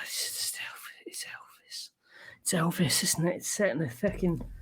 Oh, I can't think of anything that's got fucking... I want my daughter back. I forgot about that, yeah. I forgot that that's the actual review. I just want my daughter back. So you're saying Elvis wants Priscilla back? Or Lisa Marie? Yes, Matthew. I can't think of any game with a missing daughter. I just want my... I'm gonna have to push you. Steve, we don't want to keep Stephen waiting. I can't think of anything. I'm trying. Elvis and his daughter. I just want my daughter back. Elvis and Lisa Marie. You go into the house. I can't think of any game with a missing daughter. That's the thing that's bugging me. I can't think of... I just want my daughter back. Oh, I don't know. Oh, I need an answer. Well, I need an answer. Throw a name. Just throw a name at me. I don't know. I want my daughter back. I have literally, my brain is burnt out. For the sake of putting a bullet in this segment, fucking Doom Eternal. It's not that, but do fucking Doom Eternal. Whatever. Final answer? Yes, I can't think of anything with daughters in it. My brain is the shit. Matthew Castle. Yeah. Did the Doomslayer want their daughter back? No, they didn't. Oh, it's the worst answer I've ever given. But the time pressure. I am sorry to tell you that is don't throw it out. Incorrect. Yeah, and it was... The correct answer, yes, you were right to go down the king route. The correct answer was yes, your grace. Are you familiar with the game Yes, Your Grace? I am vaguely familiar with it. All right. I don't think that's unfair. I think that's it's not like I picked a game from Itch that neither of us have played or whatever. I think you seem cross, Matthew. I've just crossed that. My brain is so fucked that for the clue, I want my daughter back. I came up with Doom Eternal, a game I know full well doesn't have a fucking daughter in it. So look, let's just to make things all official. Matthew Castle, please read out the fifth and final Steam review for me, please. You need to see it, really. It says Epic Store, and there's ASCII art of two fingers doing that. I'm looking at it now, yeah. It's very good. Should show the people at home. 79.4 hours on record. So that's something that came to the Epic, or came to Steam after the Epic Store, which would be this year. Ooh. Someone in the comments got it. Which? Yes, Your Grace. Did they? Congratulations. Well done. Because I won't take much... Doom fucking Eternal. That is an all-time... We will never have a worse guess than that. You might know. What was on the Epic Game Store and no longer is... 79.4 hours on record. 7.6 at review time. Did Borderlands 3 come to Steam this year? Or has it released yet? Yeah, it came okay, out I'm going to say... April. Just to get to the burning questions, I'm going to say final answer, Borderlands 3. Yeah, it's right. You win, you fucker. That was... I actually hate Mystery Steam reviews now. 4-2! I mean, let's not sugarcoat it, Matthew. An absolute pasting. Like, that is... Like, listen, you put a valiant effort, and, congratulations, and thank you very much for, coming out to Mystery Steam reviews this evening. But, I'm quite proud of myself for that. So the score currently is 3-1 to me in the Mystery Steam reviews table. Gotta fight hard next week, Matthew, but not be unfair in your Mystery Steam reviews, I never am. If anything, mine are too easy and nice. Hey, whoa. Are you come on now. Are you trying to say that mine are too difficult? Layer of the Clockwork God. But you said it. You said A Plague Tale: Innocence as well. If you said the two of those, we would have drawn. Anyway, it's not one of the 5 games, you know. That is, I don't. But yes, Matthew Castle. It is time for burning questions. So let's play Matthew Castle's wonderful intro. There isn't one. What? There isn't one. I haven't made one. Oh no, that's a shame. Will you make one for next week? Yeah, I've been too busy. I'll make one for next week. Thanks. So yeah, this is the part of the show where we're going to take your questions. So do please get them in the chat now.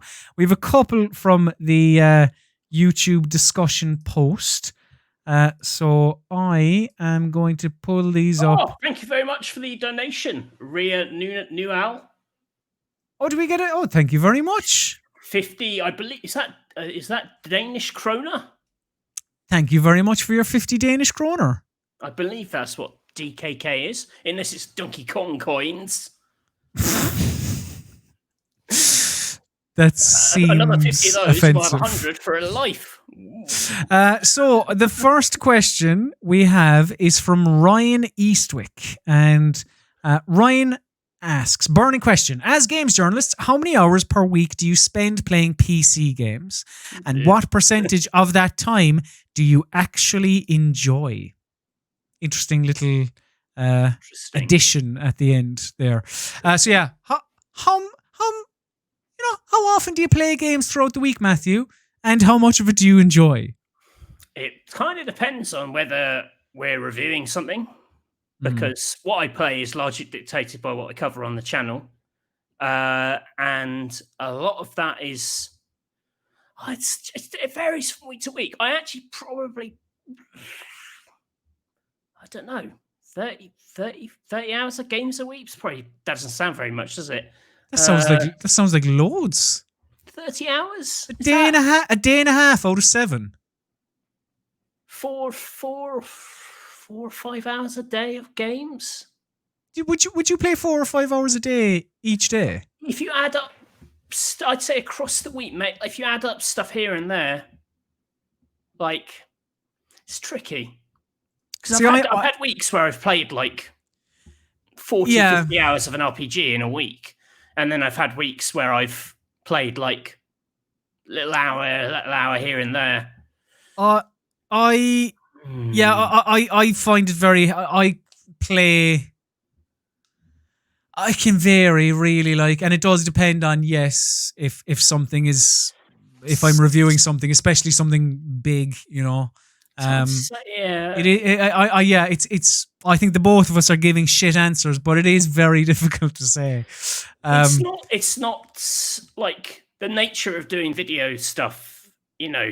Once you've played it, you then have to write it and do the editing. I spend a lot of time in games capturing them. Like the flight simulator video that I did, you know, that was probably like 10 hours of capture to get just the clips for the video. So not everyone does that. I mean, I suppose I should say, no, they don't. We do Some hear phone it in. Some steal other people's capture off YouTube, but we'll name no names. No, we won't. He's not. It sounds like he's talking about. He's not talking about me. He's not. No, I'm not. I'm not. No. Some people do. But I mean, I should say, like the last bit of that question and how much do you enjoy? I think, and you know, correct me if I'm wrong. If I am speaking for you, Matthew, and now I'm about to speak for you. Like the two of us like video games. We're not part of that that crew that's like works in games and is like, oh, games are shit, aren't they? It's like, well, why would we be working in it then? The two of us do like video games. Obviously enough, if you're reviewing a very large video game and don't have loads of time and it seems like the ending will never come, then sometimes, like, I don't know if it's even hate, it's just you're kind of like willing the game, like, come on, just please wrap up, because yes, I have to write something and, you know, edit or capture it, so many different things. But Yeah, we didn't really answer the question. I just put yes in the comments. I wasn't slyly hinting at Eurogamer. Eurogamer are like us. They're also very good at doing their own capture. That's why their scripts match the capture. You can always tell the people who do it properly and the people who don't. Matthew Castle, let's because we have a couple of questions to get on, and again we don't want to keep Stephen waiting. John Smith, they asked, following Epic's lead, which other games industry spats? After I say we like games and all, it's all happy fun times. Which other games industry spats should be fought via in-engine lampooning? Also, is the final piece of evidence needed to show that we do not deserve the swift extinction event enjoyed by the dinosaurs? Do you have an answer? Famous video game spats. Sega and Nintendo. Sega does what Nintendo don't. The console wars are boring now. That is played out in software because Nintendo make good games and Sega don't. So that has already been decided in games. Scumbag. And Nintendo won. Look at him there, scumbag Matthew Castle with his wrong opinions. It's spats. It's mostly business spats, isn't it? Or like, are you looking for kind of like actual like feuds between people? Yeah, there's not many. I mean, there's plenty of them as well in games media, especially.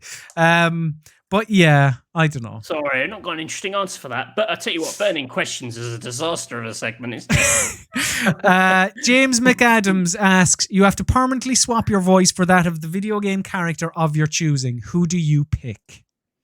It's not even and why. It's just who do you pick? So I don't know. I mean, my only with the voices with a character. Yeah. My uninteresting answer is Solid Snake, just because they have a cool voice. I mean, my voice sounds like his anyway. That is true. Yeah. Were you ever in a game? Because then I'd just say Matthew Castle. No, and that would be my answer. Sadly, that is actually. I mean, yeah, we could say like Keith David or something. You could like what other celebrities? Vin Diesel. The Rock. I want Vin Diesel's voice, but it's cursed. I can only say lines that he says from Fast and Furious Crossroads. And Chronicles of Riddick as well. Yeah, 50. All right, yeah, you take Vin Diesel and I take 50 Cent from Blood on the Sand. And Mike C asked, if you were forced to... There's a lot of aggression in the questions. If you were forced to completely eliminate one of the following major gaming platforms, starting from today and going forward, which would you choose? PC, just the ability to play games, apps and spreadsheets. Just the ability to play games, apps and spreadsheets not affected. Xbox includes Game Pass and any future related exclusives on Xbox and PC, like a hypothetical Wasteland 4. PlayStation includes PS5 and any future exclusives, and Nintendo includes any future Zelda or Mario games. Easy, PlayStation. I like Game Pass. I like PCs the best for playing most games, but my favorite games are on Nintendo games, and easy. I like Game Pass. Ask me today, I'd say PlayStation. Ask me tomorrow, maybe Nintendo. No, a world without Mario and Zelda. Oh. I mean, I suppose if you're saying like, and then if there was no Mario 64, there'd never be no. So like, yeah, look, PlayStation, why not? Whatever. Let's say, do we have any other questions? Because I know we don't want to keep him waiting. Look, we don't want to keep him waiting. Books and vodka. Any chance of seeing you at Happy Hour Tavern Time? That's Eurogamer's Friday stream, and it's entirely up to them whether they choose to invite us into their tavern. Is all I'm saying. It's on them. We're outside in the queue, and the bouncers are like, your name's not on the list, you're not coming in. I will point out they have had... I am going to say the next question we have is from Mark Henstock. I'm just going to mute Matthew. The next question we have is from Mark Henstock. My question to Colm: I discovered the Yakuza series in a similar manner and started with Zero. I also own Kiwami 2, but find the combat to be tedious. Worth sticking it out for the story.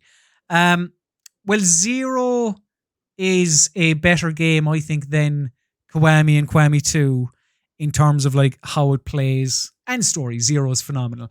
Yeah, 100%. Yakuza is, I mean, I'd definitely stick it out if you could. But look, thank you very much to everyone for all of your questions. But we do need to get to the big man, Matthew Castle. Please do intro it for me while I get this set up. What's happening? Who are we talking to? What's going on? So what I was saying before was they've had other members of the RPS video team in that tavern, but not us. That's all I'm saying. That's all I'm saying. There's no beef. It's fine. Anyway, Spielberg, the master filmmaker, the king of cinema, a surprisingly rich man, as we discovered earlier today. Net worth of $3 billion? 3 billion, I think it was, yeah. It's that shark. People love that shark. He has agreed to be interviewed by us, thus the tux, thus the sweat. And we have got some great questions for him. It is an honor to meet the man himself. So big time, we're gonna call him on Skype. Yeah, so let me just press the button here. Okay, we are calling Mr. Spielberg. And yeah, it's, again, we've spoken, I've spoken to his people, so he said that this week, 100%. He apologized for the last couple of weeks. So I think it's I'm really looking forward to it. So even during the show, I got an email from one of his assistants saying, Mr. Spielberg, well, he asks to be called Mr. Spielberg first of all. He said, really looking forward to this. Looking forward to post-mortem on Boom Blocks, everything. So this is good.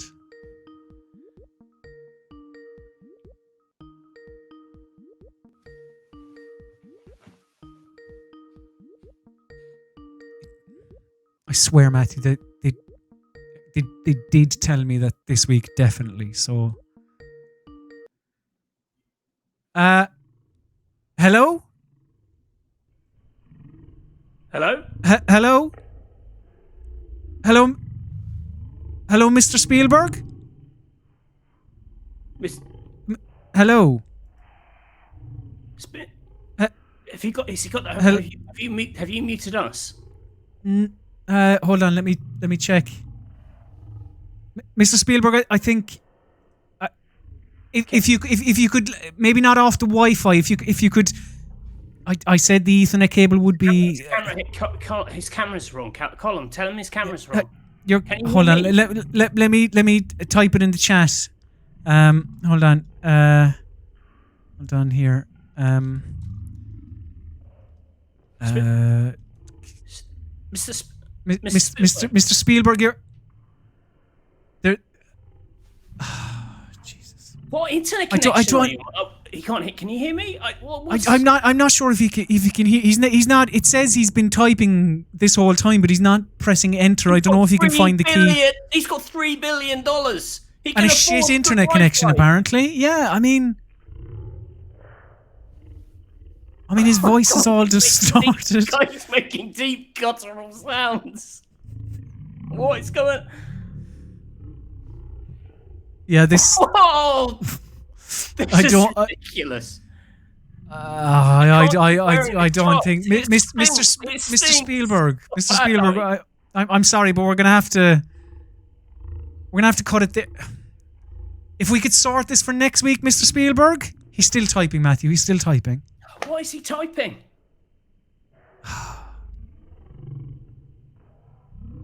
Just that low. Just that low guttural roar. I'm sorry, but we're gonna have to call that.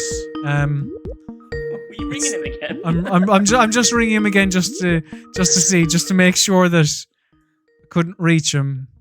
No, it's not gonna work. It's not gonna work. Sorry about that.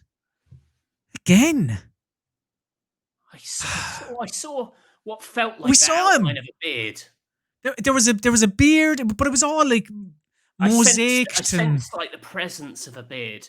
It felt like he was talking to us, but it's just because of his internet connection. It was just so. I don't know. Anyway, Matthew Castle, please do while we wind things down. Tell the people at home if you can, and maybe I should have asked you this beforehand. No, can't talk. Can you talk about what's happening Wednesday, or no? Is that something that can't happen? No. So we finished Bastard Run last week, which you'll all know as you all tuned in and watched it. Of course.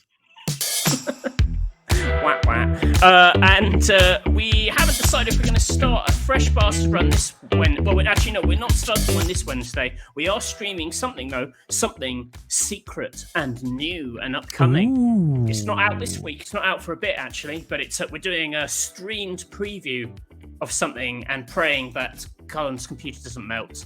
So it won't be Bastard Run, but it will be something. As for the rest of the week, well, you know, we make it up as we go along, don't we? Yeah, exactly. So, yes, thank you very much for watching, dear viewer. Again, we apologize about Mr. Spielberg. We'll sort all that out for next week. But before we do that, I hear that he likes the likes, the comments, the subscribes, and the ringing of bells. So do all that here on youtube.com/rockpapershot. And I'm sure we can bother Mr. Spielberg to come on again next week. Here's hoping, anyway. That would be good. You can, if you would like to do so. You can follow myself and Matthew on social media. I am at Colm_Hearn. Matthew is at Mr. Basil_Pesto. I always wonder, is that the underscore is between Basil and Pesto, isn't it? I really regret that underscore. It just makes it very complicated, doesn't it? Could you have just gone for Mr. Basil? Was that available, Mr. Basil? Yes, but I don't know what I was thinking. That's a shame. I'm a stupid man. But yes, thank you very much to Mark, Jacob, Iggy, Harry Koo, Roymar, Quarky, Tuesday, Spoit, Rebel, everyone here. Thank you very much for watching. Join us again next Monday at 6 p.m. for more. Well, it's bank holiday next Monday. Oh shit, is it? So it might be Tuesday. It may be Tuesday then. So yeah, look forward to that. The PC Gaming Weekspot will return. Just you'll see when we'll be back. So once again, thank you very much for watching. I've been Colm Ahern. He has been Matthew Castle, and you, my dear, you have been beautiful. Mwah. Goodbye.